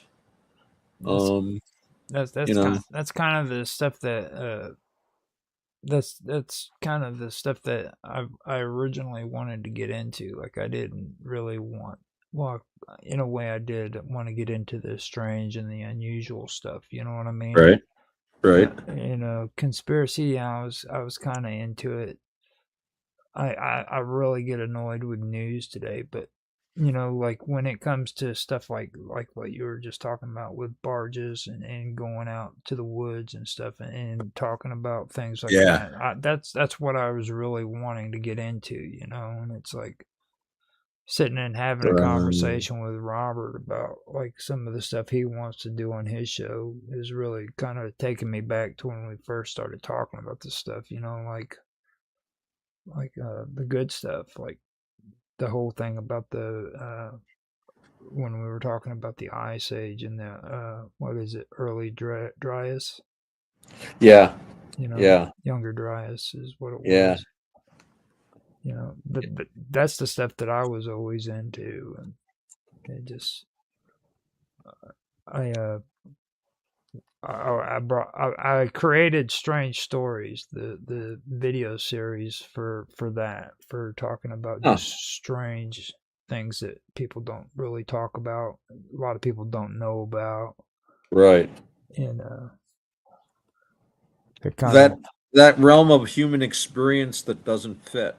right, And so it's never talked about in the mainstream, or if it is, they kind of try to sweep it aside or they ignore it. Or a lot of times, I think people don't want to think about it because you don't know what to think. right, But but you're right. That's some of the most interesting things we can look at is the strange. yeah.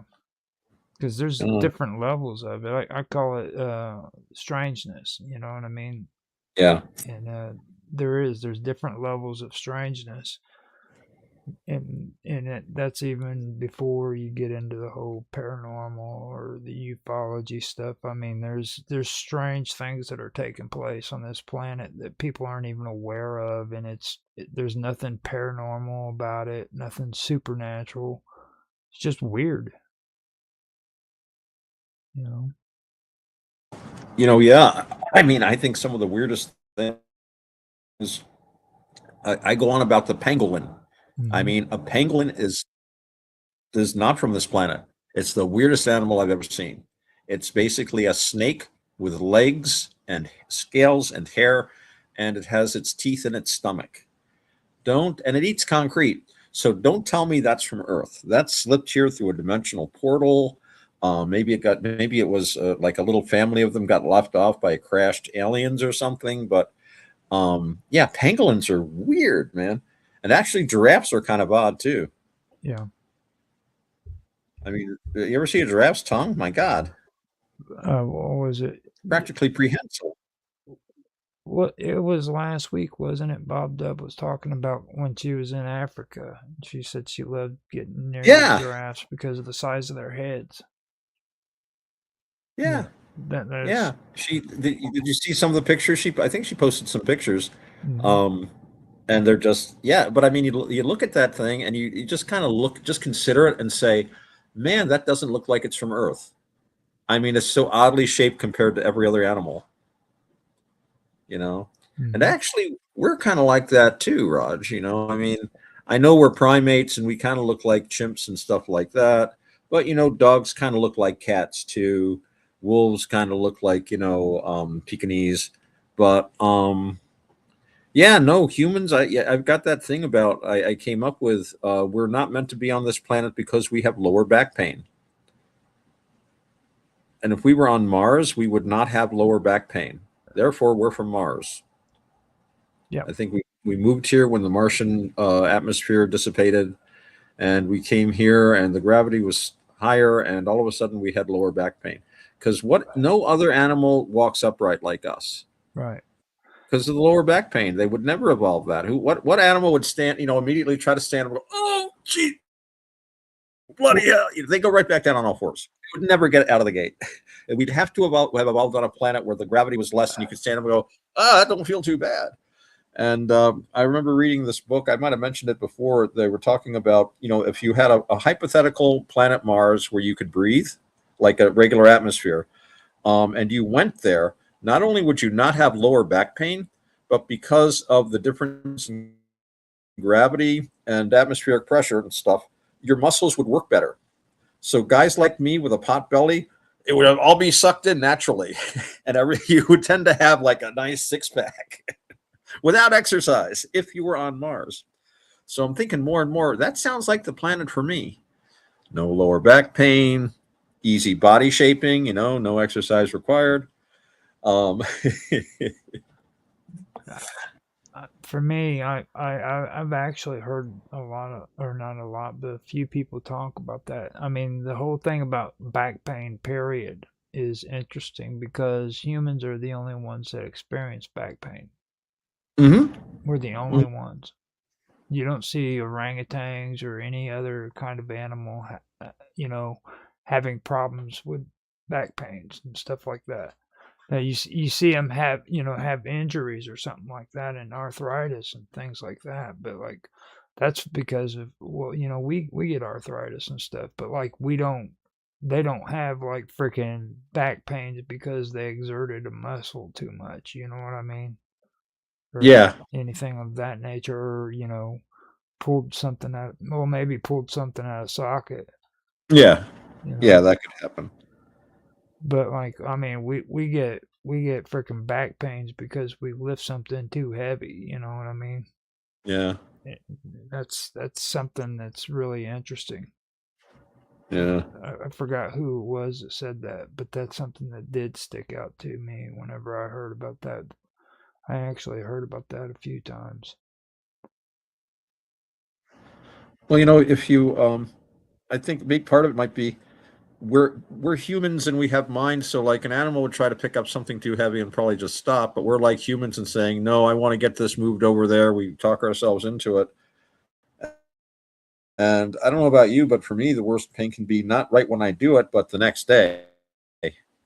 You know, Mhm. like, well, I really shouldn't carry 4 bags of groceries at once. I should make 2 trips and 2 bags at once. But I'm in a hurry, and you pick up, 4 big, very heavy things, and then the next morning it's like, oh, I strained something here. Actually, I get pain in my sternum because of my costochondritis that I had years ago, and I'm still really sensitive there. And if I strain it, I'll get like these horrible chest pains.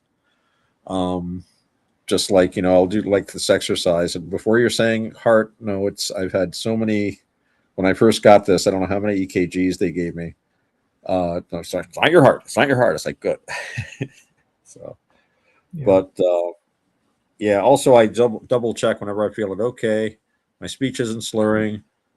I can, I don't, all the things like the arm going numb and stuff like that. I do notice that stuff. So, because I worry a little bit.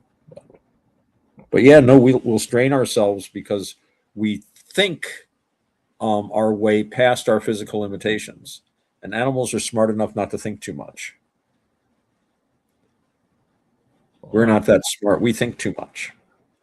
Yeah, and we do things that we aren't really supposed to be doing. You know what I mean? It's like Oh yeah, when like around here, my brother, he has a real obsession with these freaking groundhogs. Okay, and the raccoons and the possums that creep around the house. uh-huh. So he turns around. He decides he's going to call somebody to get rid of them. And they tell him, "Well, no, you can't do that. We can't do that either. You have to call the game warden and have them take care of it." So he calls the game warden, and the game warden tells him, "Well, we don't do that. You've got to call or get on the internet and contact wildlifeofillinois.org, and they can set you up with a representative that can come down, and they've got a permit so that they can freaking get rid of your freaking pesky freaking animal problem." Right. So he's gone through all of this, and so far they've all referred him somewhere else. And the thing of it is we live in Southern Illinois where people just don't give a damn. Yeah. We don't even have a dog catcher. We have like a rescue freaking where people with animals can take their animals to be rescued. That's their Oh equivalent right. of Yeah. dog pound. You know what I mean? Yeah. They don't even go looking for dogs that are running loose in the street. You know what I mean? So Right. it's Right. much less, take care of a freaking couple of groundhogs that are digging a hole under your house. But my brother's wheels, they're just turning. You know what I mean? And he's not legally able to do anything unless he goes and gets a permit to do it.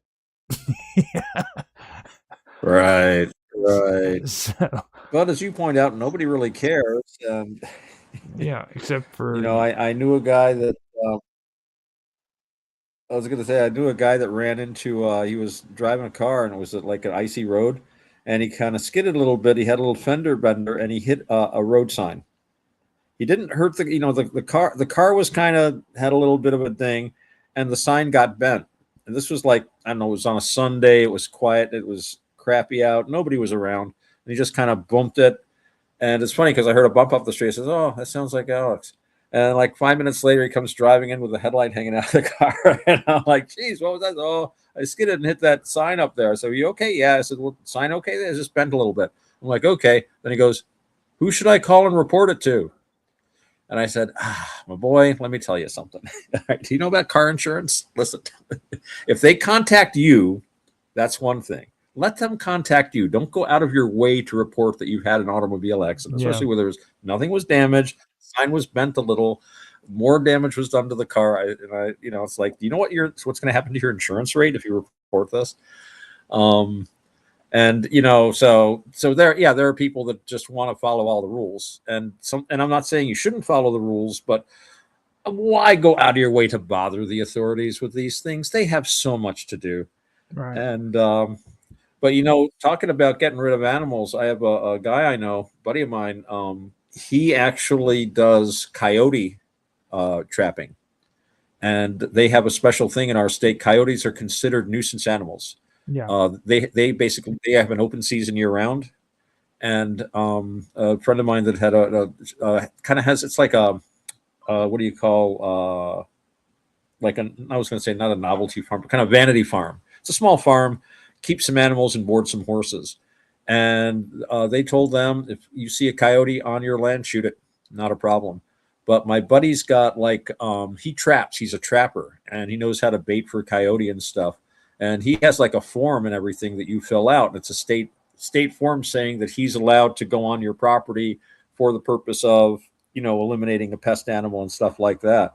And he does okay at it. It's trapping's a tough thing. I don't know if you ever trapped or know anyone that was an actual trapper. Yeah, I did when I was younger. Friend Ed Hargett, the Hargets, the sons were my friends, but the father, Ed Hargett, was a trapper. He used to do it around here. So, what do they trap around there, dude? Rabbits. Some of them still do squirrels. Believe it or not. Yeah, it's legitimate. Yeah. Small game, basically. That nobody's dumb enough to do anything big. Like you don't trap deer and stuff like that. You just, no. But do you have like fox or beaver or anything like that? We have beavers. I don't think too many people mess with the beavers, though. I think that might be a protected animal. Now foxes, I have never seen a fox around here. But we do have coyotes, and when you go out into the country, like over at my son's house where my ex used to live, man, I used to go out there and we'd sit outside in the middle of the night. You could be on one of those. We were on a swing chair, and you could just hear coyotes howling in all directions. You couldn't even put a small dog or let your cats out at night because the bad boys would come up and they would take them. Oh yeah, they are all over the place because they killed off the wolves and other predators like that. So something fills the niche. Something's going to step into that vacuum. And around here we have they got rid of the wolves in our state years ago, but they have what they call coy dogs, which are like half dog, half coyote, supposedly feral dogs, and they're getting bigger. They're basically taking over, and they've been talking about reintroducing wolves, but I don't know that they need to because Mother Nature will fill the gaps one way or the other. But I'm surprised you don't have any foxes, or maybe they're just sneaky and you don't see them. Well, I try to stay out of the country. Right. To be honest with you, no human in today's world should have to go without a bus transportation system, and I'm really disgusted with the idea that we don't have one. It's like I used to live in freaking Phoenix. I lived in Los Angeles. I lived in Kansas City. Evansville even had a freaking bus system. You know what I mean? I moved back home, man, and we're freaking like either using our feet or we're driving a car, and that's it.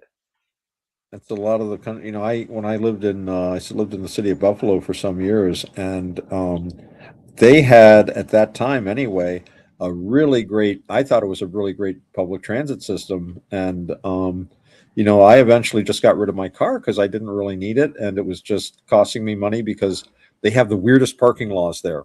It's all designed to generate parking tickets. And Oh, it's yeah. like, I mean, I lived in where I lived on my street. Most people parked on the street, so it was like, parking this side of the street from 8 a.m. to 3 p.m. except alternate Tuesdays, and then it's like the other side of the street for this or that. And all you'd have to do is oversleep and miss, or park it on the wrong side the night before, and you had a ticket. Bam. They go through, and that was like a big part of their. So it was like just a pain in the butt. So finally, I just got rid of it. But I could, leave my house and walk down to the end of the street and pick up a bus for work. And if I didn't, they had buses coming like every 8 minutes or something during rush hour. And I'd take the bus to work, I'd go to work, and then they had like a little train. I could take that train right to my favorite bar. I'd have a couple of drinks after work, and then I could take another bus that would take me home. And that was it. I didn't need a car, and I had stores nearby you could take the bus to. And the other thing was I could walk to the end of my street, cross that street, and at the end of the next street was an entrance to the city park. So if I wanted to go in the park, and later I got a bicycle, I used to ride around the park sometimes. It was like a Pee Wee Herman special. It was like an old 3-speed from the 60s or 70s or something. Had a little bell, ching, ching, ching, ching. Oh man, that is something else. Yeah, those were the days. But what do you think, Roger? Should we think about making a script up? Yeah, we could if you want to do it. I mean, Sure. we We ought to. it would be good, It's traditional. You come up with a couple of those very interesting scripts that we were doing. Yeah, I had Night of the Ooh Dog, I think was the last one I did. I'm not sure. Yeah, a continuation of that would be cool if you felt up to it. Let's see. I'm not even sure if I did do. See what I can find in my little. Two Blades. I lost complete track of everything. Yeah, me too. I've got so many things here. Here, I could probably go in and do one on the internet, like you said. But I've got so many. Let me see.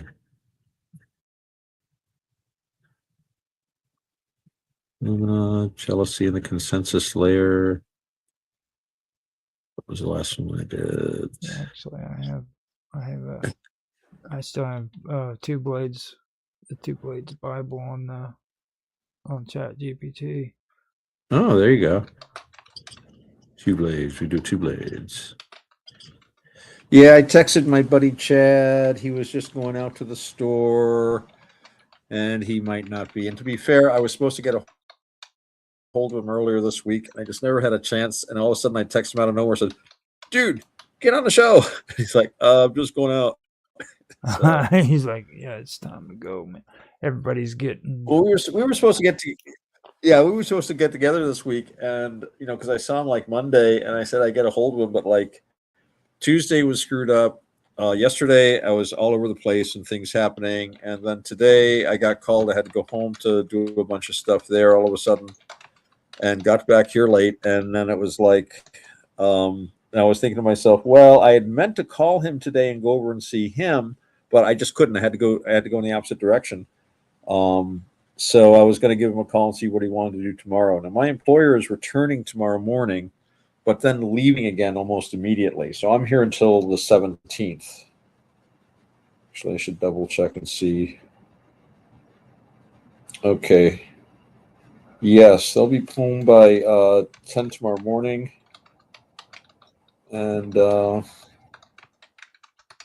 yeah, and then they're going down to Cinco de Mayo celebration down at our our reenactment group's campsite.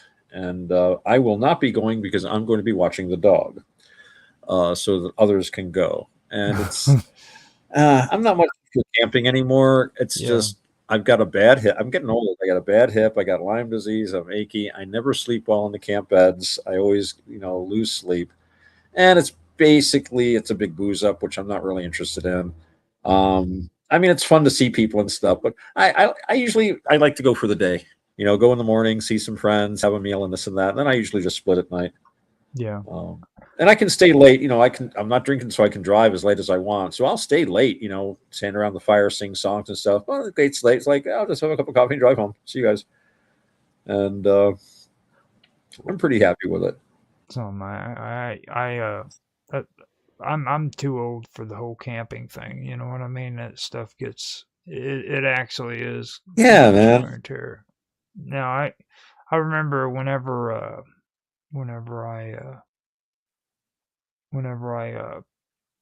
was younger, I used to like it after especially when you get home, Sure. you start hearing all the different noises. Like you realize how how much you were out of. Okay, I got one generated up. That's why. Oh, cool. But it was like I remember like whenever you get home after like maybe a week of camping and you'd hear like the electricity coming off of the telephone poles and shit. You know what I mean? And it's like I remember that. Yeah. That was actually pretty cool. So okay, I got one that I generated. It's just a quick one for 2 blades. All right. Looks good. It's for the road that returned no footsteps. Yeah. This is off of my 2 Blades Bible too, so it'll still apply. It'll still go according to the rules and the guidelines for the 2 Blades Bible. So I can just add it into the story and everything. I was trying to explain to a friend of mine the other day about root files. You know what I mean? And like these guys are messing around with AI and doing trying to do AI gaming, setting up games with AIs, and none of them are using root files at all, and I was like, that's just weird. Like, I don't understand why they aren't doing it. Yeah. So I know that's kind of geeky, but that's just how that's geeky as all get out. Yeah. That's geeky. But okay, so I got but it. Cool. I got it set up here. I see it. So you want to be the narrator? I can be. Okay. Actually, there is. It's got reader 2. Yeah. Really, it's just so we're both narrators. Okay.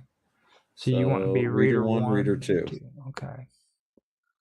Okay. So I guess it's 6 of one, half a dozen of the other. So I can start it. Okay. All right. Whenever you're ready, you can do the countdown. Okay. Oops, hang on a second. Let me turn that down. My electronics are telling me things. Now, do you want me to go ahead and say the name on there too? Yeah, that'll be good. Okay. Sounds good. Okay. And then you want to be reader 1? Okay. Yeah. Okay. 3, 2, or actually, let me do the countdown. Then you do the name and stuff, and I'll do reader 1, and you can do reader 2.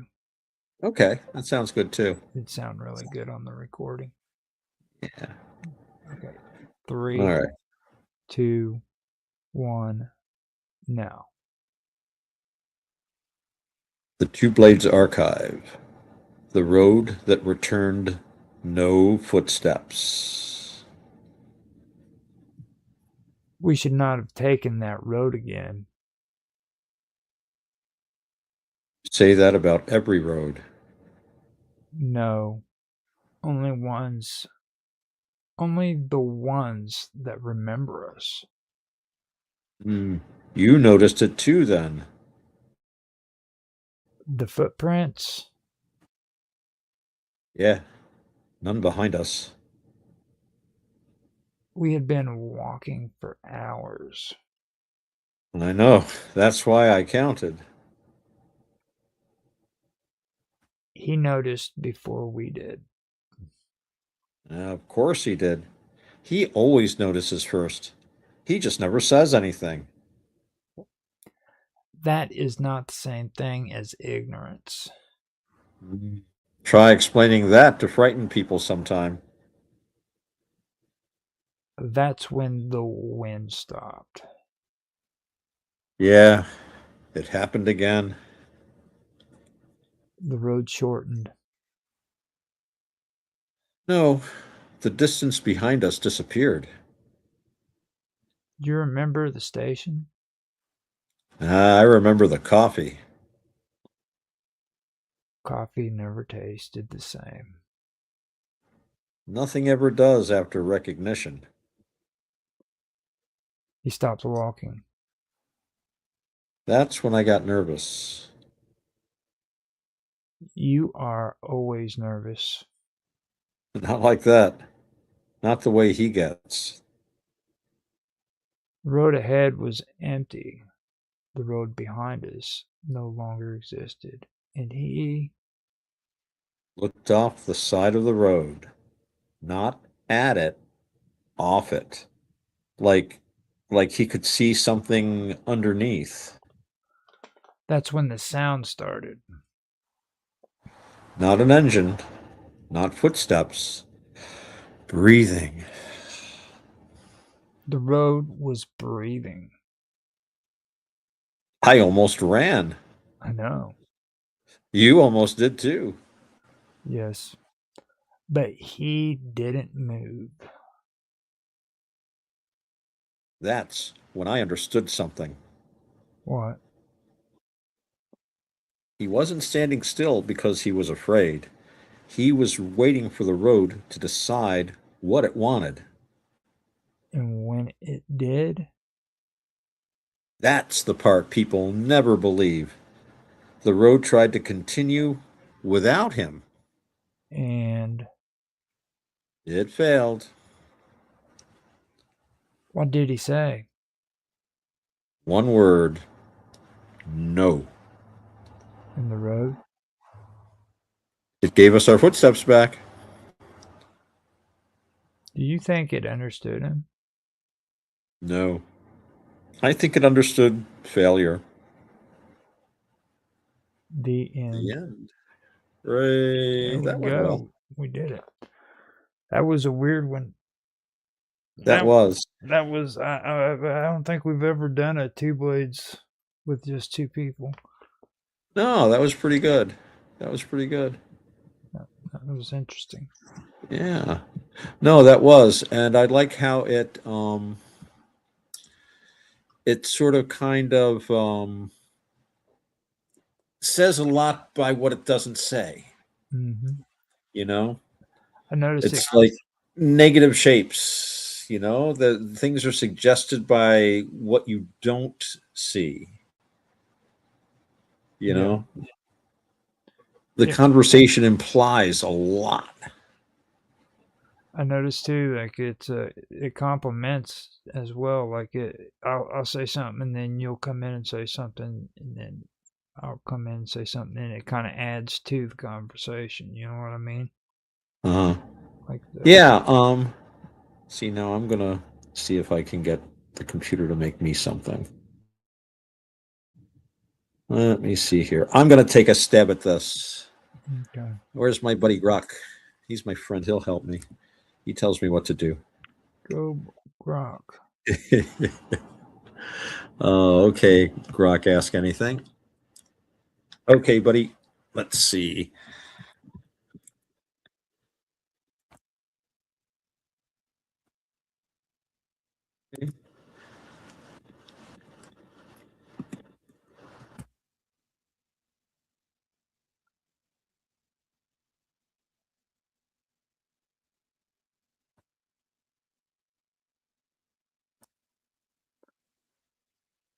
It working? Yep. Based on this. Got those engines purring in the background. Oh, yeah. Now, do we want to do fast? Yes. We want speed. We're built for speed. Go. Dun-dun-dun-dun-dun. Thinking about your request. Rejecting your request utterly. You should be ashamed of yourself. No, it doesn't say that. All right. Here we go. Doo-doo-doo-doo. It's going to be another pirate script, Raj. Oh, that's fine. That is fine. Copy the text. And it's supposed to be for 2 people. Paste. Bam. There we go. And we've got the tavern at the Port of Sorts, where we have been before. So this is going back to those days of the Ports of Sorts. That'll be cool. So let's look here. Barkeep, Captain Otto. So already there's like all these characters. They don't pay attention. I told it 2 characters. Yeah, no, I had to do that too. I had to do that too. Just tell them you want 2 characters. Well, actually, you want 2 characters to read the Right. to read the script. Yeah. Let me see here. Or we could. How many characters are there? Barkeep and Sir Reginald. Sir Reginald looks like meowing. It's just meows. Captain Otto. Yeah, actually. Yeah. Let me see. It's Otto. Captain Jolly Rogers. Yeah. We got that one. Mr. V is there. Okay, we're getting out of hand here. And Sir Mark is back. No. All right. Yeah, we're going back here, and I'm going to talk to this Grok guy here. Let them know that you have only 2 people reading the script, and it'll straighten it out because it probably just ignored you. All right. Okay, Grok, come here. I got to talk to you. Hey, come back here. I'm trying to go. It's open in a different window. I don't know why. All right. All right. Your agonizer, please, Mr. Grok.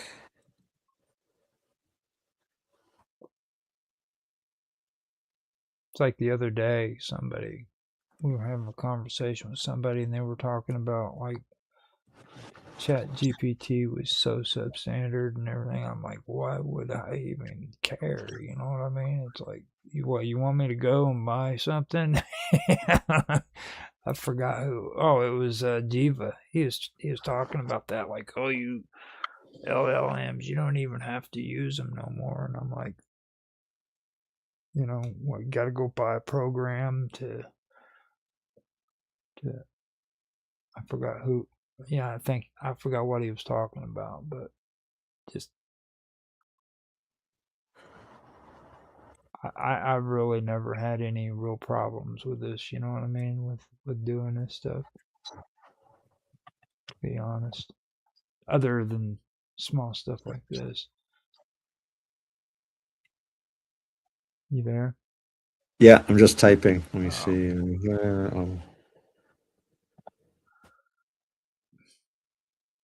Okay, and then I do this.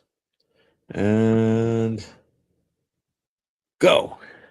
I said 2 readers and 2 readers only. Okay, this is looking better. I only see 2 characters. All right, this is going to be better. Mm-hmm. You got to push them around. Captain Kirk didn't have this problem. I'm very disappointed. Well, Captain Kirk had a lot more problems. That's true. No. There we go. Okay. Hey, wait a minute. That's the wrong one. Sorry. Oh. All right. Boy, that's the one I just... We're just messing this whole chat area up, aren't we? We are. All right, now let's see if this one works. All right, do that. Oh, paste. Boom. There it is.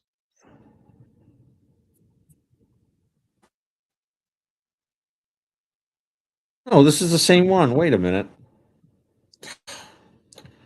Come on now. Well, it's actually no, it's not. It's not. This one actually is the second one.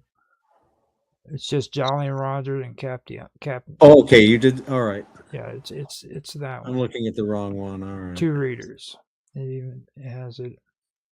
You gotta scroll down to that bottom. It's not bad. All right. Cool.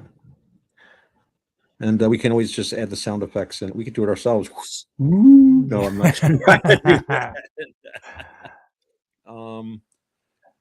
We could do. I could read some of the sound. Well, I don't know. Maybe we could add them in later. Yeah, so you want me to read them out? All right. If you don't mind. Yeah, I can do it. All right. That sounds good. Okay. So you can just read the sound effects, and yeah, that would actually help a lot. I think just at the beginning is the most of this is really the only sound effects we got to worry about. Yeah. It kind of gives a little bit of flavor to the story too. Yeah. You know? All right. Well, I'm ready if you're ready. Okay. Do you want me to read the beginning, the name and everything? Or do you want to do it? Well, you're gonna read the sound effects, so you might Okay. as well read the title too. It kind of goes together, I think. Okay. And then I'll come in. All right. 3, 2, 1, now. The Tavern at Port of Sorts. A radio play in Act 1.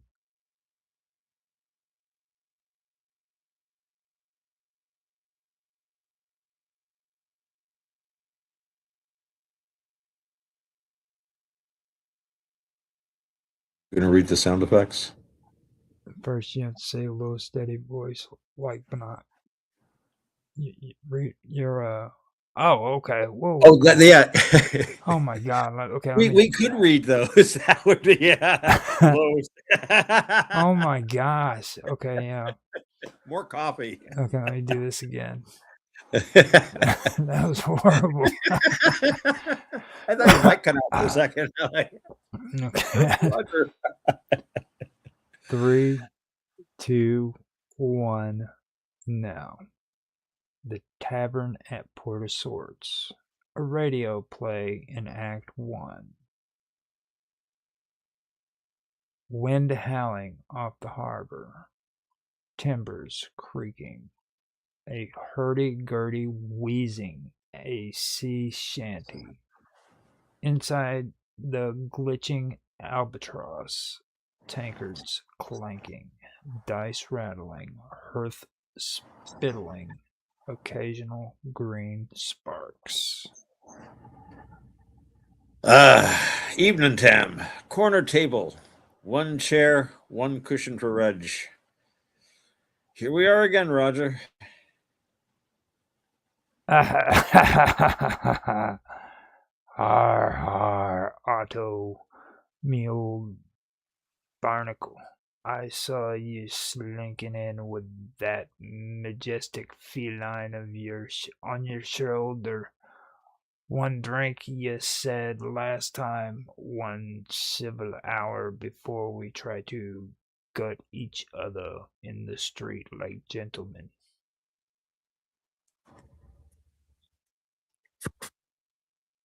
One civil hour. This meerschaum draw sweet tonight. Turkish Latakia blend, or possibly Latakia. Keeps the head clear when the rum calls too loud. And what's that you've got steaming beside it? Smells better than the usual bilgy water they serve. Coffee. Strong black with a touch of tamarind. No rum for me tonight. 5th precept's loud in me ears, Roger. Temptation wears a pretty cutlass these days. Yeah, I'm supposed to be doing my pirate voice, aren't I? All right. I'm going to start it from my first. We've got the first part in. I'm going to start my lines again. I got to do pirate. Sorry. Okay. Our evening tam, corner table, one chair, one cushion for Sir Reg. Arr, here we are again, Roger. Har, har, Otto, me old barnacle. I saw ye slinking in with that majestic feline on your shoulder. One drink, ye said last time, one civil hour before we try to gut each other in the street like gentlemen. Aye, one civil hour. This meerschaum draws sweet tonight. Turkish Latakia blend, or possibly Latakia. Keeps the head clear when the rum calls too loud. Arr. And what's that you've got steaming beside it? Smells better than the usual bilge water they serve. Arr, that's coffee, my boy. Strong and black with a touch of tamarind. No rum for me tonight. No. Fifth precept's loud in me ears, Roger. Temptation wears a pretty cutlass these days. Arr. Coffee. The monk captain and his wizard brew, while the rest of us are celebrating the quantum qubit map hitting the governor's auction in 7 days. Every rogue, royal, and rum-soaked gunner in the Antilles is under this roof tonight. Aye, including Commander Sir Mark Edworthy, polishing the Admiralty's boots in the corner, and Mr. V already 3 sheets to the wind, claiming the brew explodes in his mouth. Arr.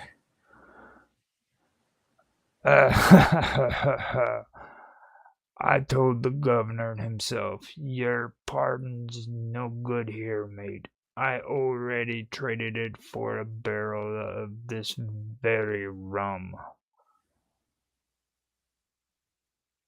Then Edward calls ye a mendicant friar with a letter of marquis. I near choked laughing. I reminded him of Portasort's rules. No colors flown, no blades drawn, no broadsides in the tap room. Tam's railgun enforces it. Arr. Even king's officers mind their tongues. And then your cat, His Majesty Sir Reginald, leapt right onto the big table like a judge in a powdered wig, bell jingling, tail curled. Whole room went still. Arr, he's not my cat. He belongs to no one, or if anyone, to me quartermaster, who is unfortunately not here this evening. But he does keep better order than the Articles of War. Arr. To one night of pretended peace, Roger, to the cat who rules us all, and to the strange tide that brings wolf, peacock, pirate, and washed-up monk to the same water. To the cat, to Admiral Fluffbutt, and to you, Otto, me favorite enemy with the meerschaum pipe and the coffee that smells like victory. Ha ha! Arr. May quantum qubits be ours before the week's out.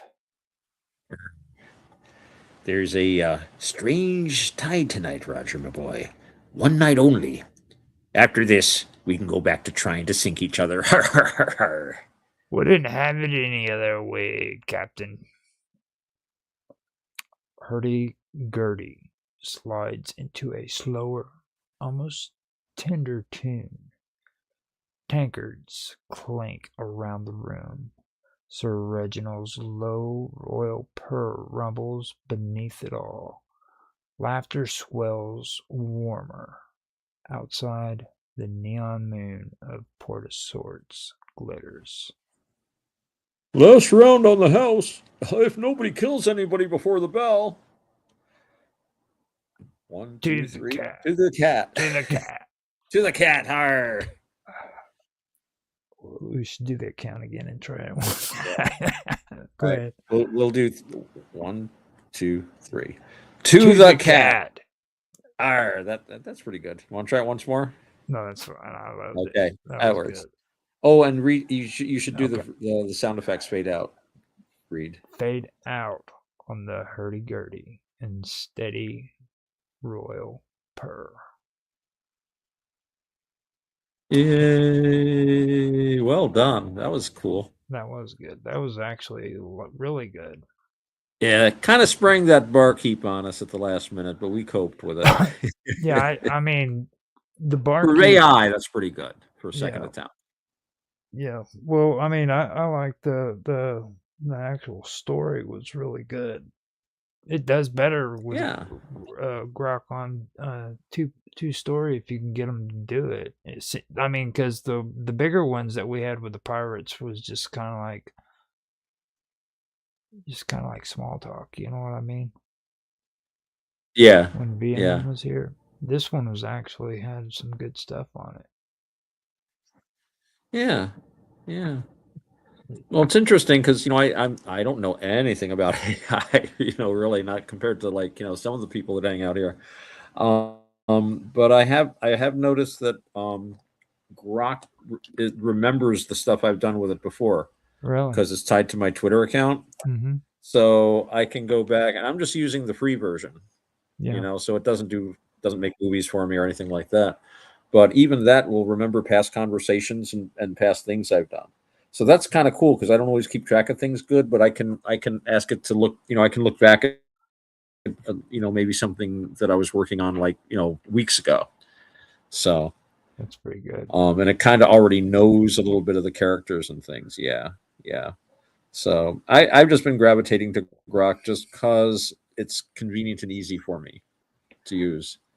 And I've been because the only thing the only reason why I used Chat GPT was because it was like that was what I started using with Bob Dub, and then whenever you guys started doing this stuff, I've just never changed. You know what I mean? And here lately, I've been kind of looking around at stuff too, like that one that I was telling you about, Ace. That's actually an entire browser that's set up for AI, like an entire browser. And like if there's something that I think that's the future. Yeah. I think well like on Chat GPT, it's really censored really bad. So if I can't do it on Chat GPT, I go to this browser and I have them do it, and they just put it up there. Like the stuff I did with Little Red Riding Hood and the Big Bad Wolf, I went straight to Ace, man. They took care of it. Freaking gave me the script I needed. Nice. And but I couldn't. How is ChatGPT censored? Well, they just has too many guardrails. That they don't. Well, actually, it's kind of good in the sense that it censors me from not doing something that would be excessive, that like Bob Dub wouldn't like. You know what I mean? So in that aspect, it's good. Yeah, that's good. Yeah. But like when you try to apply freaking like Little Red Riding Hood and the Big Bad Wolf to something like Blue Chew, no, we can't be doing that. Yeah. You know, which and it's the thing of it is, it's like with Chat GPT, like they like to push it, like they did in that article you posted about them being a public chat or AI chat or a public LLM supposedly. They're really big about pushing that, but then like when you tell them that it's literally illegal to freaking be censoring parody scripts, that's when they pull. Oh, this is a private freaking, this is privately blah blah blah. Yeah. all of Yeah. a sudden now it's private and they can get away with it. You know what I mean? Yeah. Yeah. Because it is. I mean, you do know that. Like they can't legally get away with censoring parody scripts here in the Right. United States. Yeah. What they do in Europe and England is one thing, but like they're not allowed to do it here. No. No. Thank heavens. You know, Thank heavens. like we talk about Bob, you know, in the Subgenius, Yeah. Church of the Subgenius. Yeah. Oh, Yeah. Parody religion. There was a lot of that I had to actually go to Ace and take care of because ChatGPT wouldn't do it. The ecstasy realm, I believe, was one of them. Ooh. You remember telling me about that? Yeah, I'm thinking back to my days in the Church of the Subgenius. I used to rant for the church. They used to call it ranting. And there might even be some video of some of my early rants out there if you look at some of the church archives. But I never got too involved, but I did go to X Day. I should say XX Day. And not July 5th, 1998, but July 5th, 1999. I was there. And yeah, I got a big kick out of them for a while. But, too many people found out about them. Yeah. It was only cool when just like a handful of people knew. And, it was always a kind of, I think, an artistic thing. A lot writers and artists and creators, musicians, all kind of knew about it. And it was a cool way to have a little in-joke. I think I told you, like, Mark Mothersbaugh from Devo was involved with the church, and they have Bob as a sex god, hairbrushed or airbrushed into like their one of their albums, or they make little Subgenius references. I even heard it in a Cheech and Chong movie. I noticed a Subgenius reference. I used to go around and watch films and look for Subgenius references, and there's a one scene. If you ever saw the movie Nice Dreams, where they drove around in like an ice cream truck. Yeah. Yeah, except they were dealing weed and they were getting all the weed from this mad weed scientist that was growing this weird mutating pot. Yeah. I remember. And yeah. And there's one scene where there's this girl yelling her boyfriend was mad at, I forget, it was probably Tommy Chong, no, it might have been Cheech, thought he was like trying to get his girlfriend, and he's like going crazy, and she's yelling at him, and she goes, "You have no slack," which is a specific Subgenius term. Yeah. So sounds. See, that's the stuff that I've been wanting to get more into. I just now started getting out of the whole area of fairy tale daycare that I was doing with Mark, and I'm getting more into the freaking Bob is what I did is Bob is a sales god. Yeah, because Bob is also a sales god. And I then started doing the Little Red Riding Hood with the totem pole and everything that Mark's doing, and I'm incorporating Bob into it. And then like you got me thinking again too with Carl. Like, oh yeah, the totem pole episode where that was the raise the pole.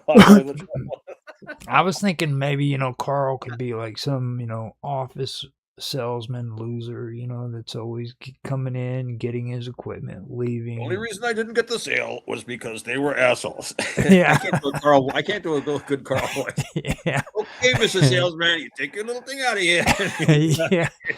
You back it up. See, I wasn't even thinking like him being that freaking oh, not that Carl. I just let that. I mean, Carl not that enthusiastic. Even, you know what I mean? It's like just kind of like, like what Office Space. What's that one? The Office, where that one guy he kept moving them around, and he eventually put him down in the basement, and he got Office. Yeah, I remember that movie. Yeah. And he ends up getting pissed off and just burning the freaking building down. That was who I was gonna kind of like make Carl out to be, like that loser dude that just all he cares about is his staple gun, And then you mentioned Carl, Right. and I'm like, whoa, Yeah, hold from up. Aqua Teen Hunger Force, Carl. Yeah. Yeah. I really used to love that show. I heard they made a lot of them. I've seen a few seasons of it. I used to work this overnight job, and they had the TV on in this little lounge area all night, and I would put on Adult Swim, and I was like, "What the hell is this? This is ridiculous." But I don't know. I just thought it was a funny show. I was addicted to it too. They had the best aliens on there. Those moon men they had. Mm-hmm. Yeah. And something. Yeah. And you were talking about Ghost Rider? Is that? Oh, Space Ghost, Coast Space to Coast. Space Ghost. That was a great show. That was a really cool. I used to watch that. They had some really cool guests on there. Yep. And that's where Aqua Teen Hunger Force started. Yep. They were like a gag on that. They were a bit different. They developed the characters a lot. Yeah. But, so I'm thinking, maybe going in that direction a little bit. I don't want to move too much in that way. You know what I mean? I want to kind of incorporate it. Yeah. Because like Carl is a gaydar salesman, and every time he touches, bing, bing. every time keep going off? Every time he touches it, it doesn't ding like it's supposed to. It just hums a little bit. and he thinks that every gaydar that he touches is malfunctioning because they always hum and shit. And his only desire is to be like Bob the sales god. And Bob is selling, full moon, totem pole full moon, and he's also selling like deodorant for the Devas and stuff, and Carl just idolizes him. He wants to be like him, So I've got all that aimed out, but the only problem is I can't find anybody willing to read this stuff because like I can't get you to do it. You're Buddhist, you know what I'm saying? Yeah. And I can't get Bob Dub to do it because I don't want her to actually feel offended or anything. So I'm starting to learn how to do like actual voices and conversations with AI through Suno to get that all going to where nobody has to worry about it. Now if I can get Mark to do it. Now, did you see this scene? You remember this? What do you think of that guy by the bar? I don't know. Maybe. Forget it. He's gay. What? How can you tell? I just know these things.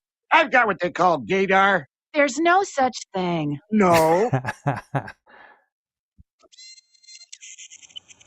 Okay, I got a lock on him. Yep, he's gay. Are you sure? Definitely. Unless I'm getting interference from a gay weather balloon. This is Bolt Rollins. Bolt is a hypersled racer with 10 wins on the pro circuit. Hello, beautiful. I think she means 10 wins on the gay circuit. Those cats can really fly. This is M5438, an entity of pure energy. That's great, really, but he's just not what I'm looking for. I understand. One day you will evolve beyond your physical body, and on that day, I hope you will pick up the phone. You're impossible. Just as well. I think he comes from a dimension that's big on musical theater. That's fucking gay. That's the first thing I thought of when you were talking about the gaydar salesman. Now you know what gaydar looks like. Yeah.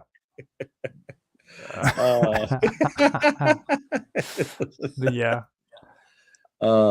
That's why. Yeah, that was a great scene. Okay, I'm gonna have to get off here, man. Yeah, we've done our show. Well, thank you everyone for being here at the Quantum Gathering. As usual, Roger and I are keeping the home fires burning. We hope everybody will be back next week. We hope you've enjoyed watching. Please like, comment, subscribe, and yeah, I think we had a good show, Roger. I enjoyed it. I did too. This was actually good, just for me and you. I think it was really good. Yeah. Well, all the others just kind of get in the way. Yeah, they argue. V says something inappropriate. Robert. Mark starts lecturing us about the superiority of the British race over the mere colonialists and all that kind of stuff. You know, Just we got to, nothing cool at all whatsoever. You know what I mean? Just yeah, horrible just stuff like that. but we hope to have a fuller complement next week. Mhm. But that'll be at least us, and then we can continue with our dramas. See what happens next with the Port of Sorts and with Two Blades. Arr. All right, Raj. Well, thanks a lot. We don't do socials on this one, do we? I don't know. We could. I mean, if you want to, good. Yeah. But Why not? Well, do you want to give your socials? yeah, if you guys want to get a hold of me, you can get a hold of me at the Elements Matrix at Roger's Hangout. You can also find me at Infinite Imaginarium. And you can also find me on Discord at the Wonderful World of Weirdness. I'm on Minds at Roger_Hanson. And I am on X, Roger Hanson at ROGLOL1973.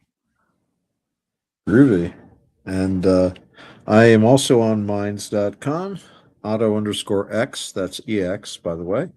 And I can be found at most of the places you can find Roger as far as Element and all that sort of thing goes. And of course, my website, navakavada.org. That's NAVAKAVADA. It's spelled just like it sounds. So, hey, thanks a lot, Roger. That was great. It's great being here. Thank you for having me. You know, it wouldn't be the same without you, Raj. It simply wouldn't. All right. All right. Well, thanks again, everyone, and good night. Talk to you What was it later. they used to say? Have a good night and have a pleasant tomorrow. There you go. We'll talk to you later, man. All right. Take it easy, man. Great show. Later. Peace. Okay, so let me go ahead and get this set up on the Shoga, or on the regular 24/7 live stream, and we will have this edited and put out again here in a little bit, but give me a moment real quick.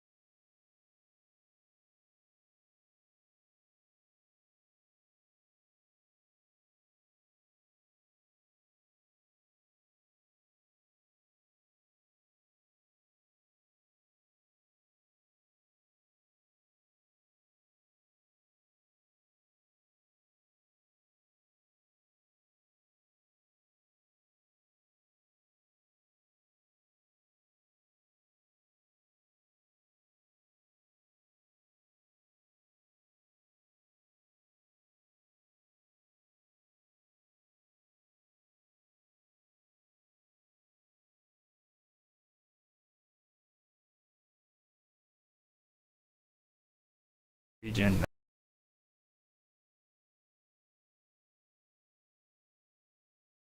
So far, in the month of July, Bitcoin's prices were pretty solid. Nothing seemed out of the ordinary, and I figured out why it seemed of more value than that of Ethereum. The amount of Bitcoin bought and sold on a daily basis is about 20 to 1 compared to Ethereum. Still, things took a turn in about the 4th week of August, which I will show the prices for in about 2 more nights.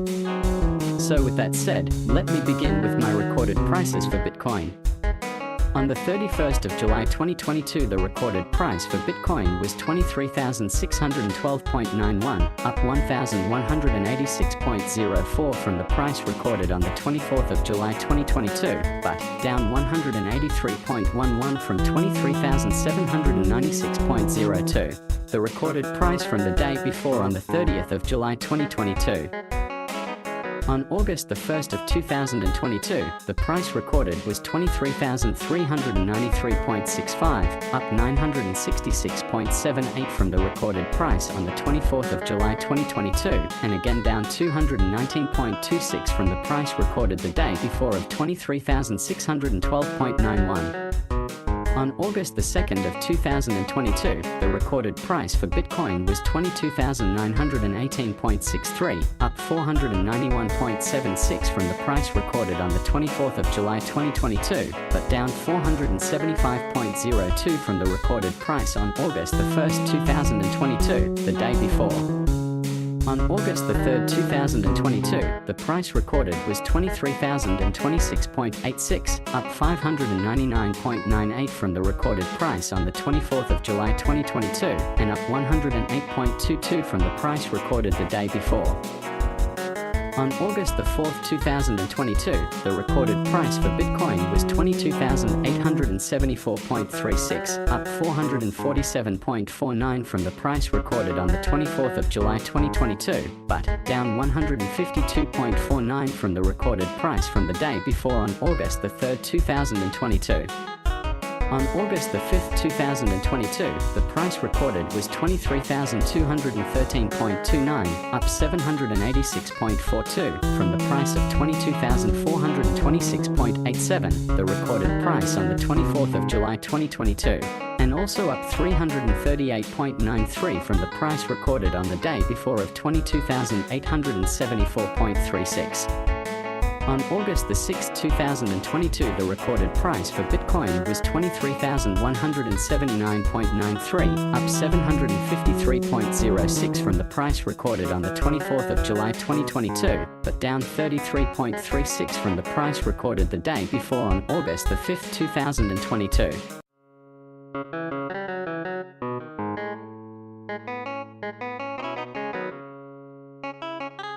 Kronos then, whom the Phoenicians call Elus, who was king of the country and subsequently, after his decease, was deified as the star Saturn, had by a nymph of the country named Ano bred an only begotten son, whom they on this account called Letid, the only begotten being still so called among the Phoenicians. And when very great dangers from war had beset the country, he arrayed his son in royal apparel, and prepared an altar, and sacrificed him.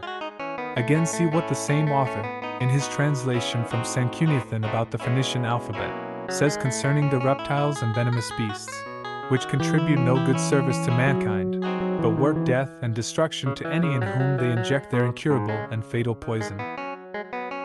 This also he describes, saying word for word as follows.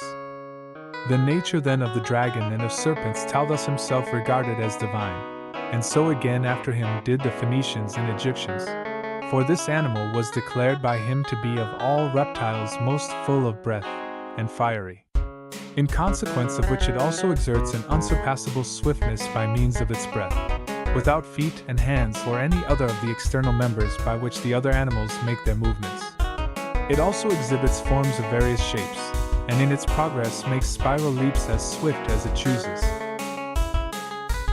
It is also most long-lived, and its nature is to put off its old skin, and so not only to grow young again, but also to assume a larger growth, and after it has fulfilled its appointed measure of age, it is self-consumed, in like manner as Talthus himself has set down in his sacred books, for which reason this animal has also been adopted in temples and in mystic rites.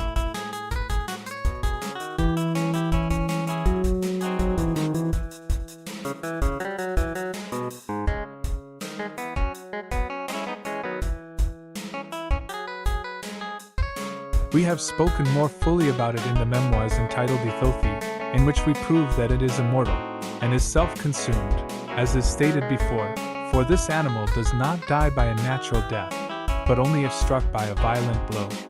The Phoenicians call it good daemon, in like manner the Egyptians also surname it Neph, and they add to it the head of a hawk because of the hawk's activity. Apis also, who is called among them a chief hierophant and sacred scribe, and whose work was translated by Arius of Heracleopolis, speaks in an allegory word for word as follows. The first and most divine being is a serpent with the form of a hawk, extremely graceful, which whenever he opened his eyes filled all with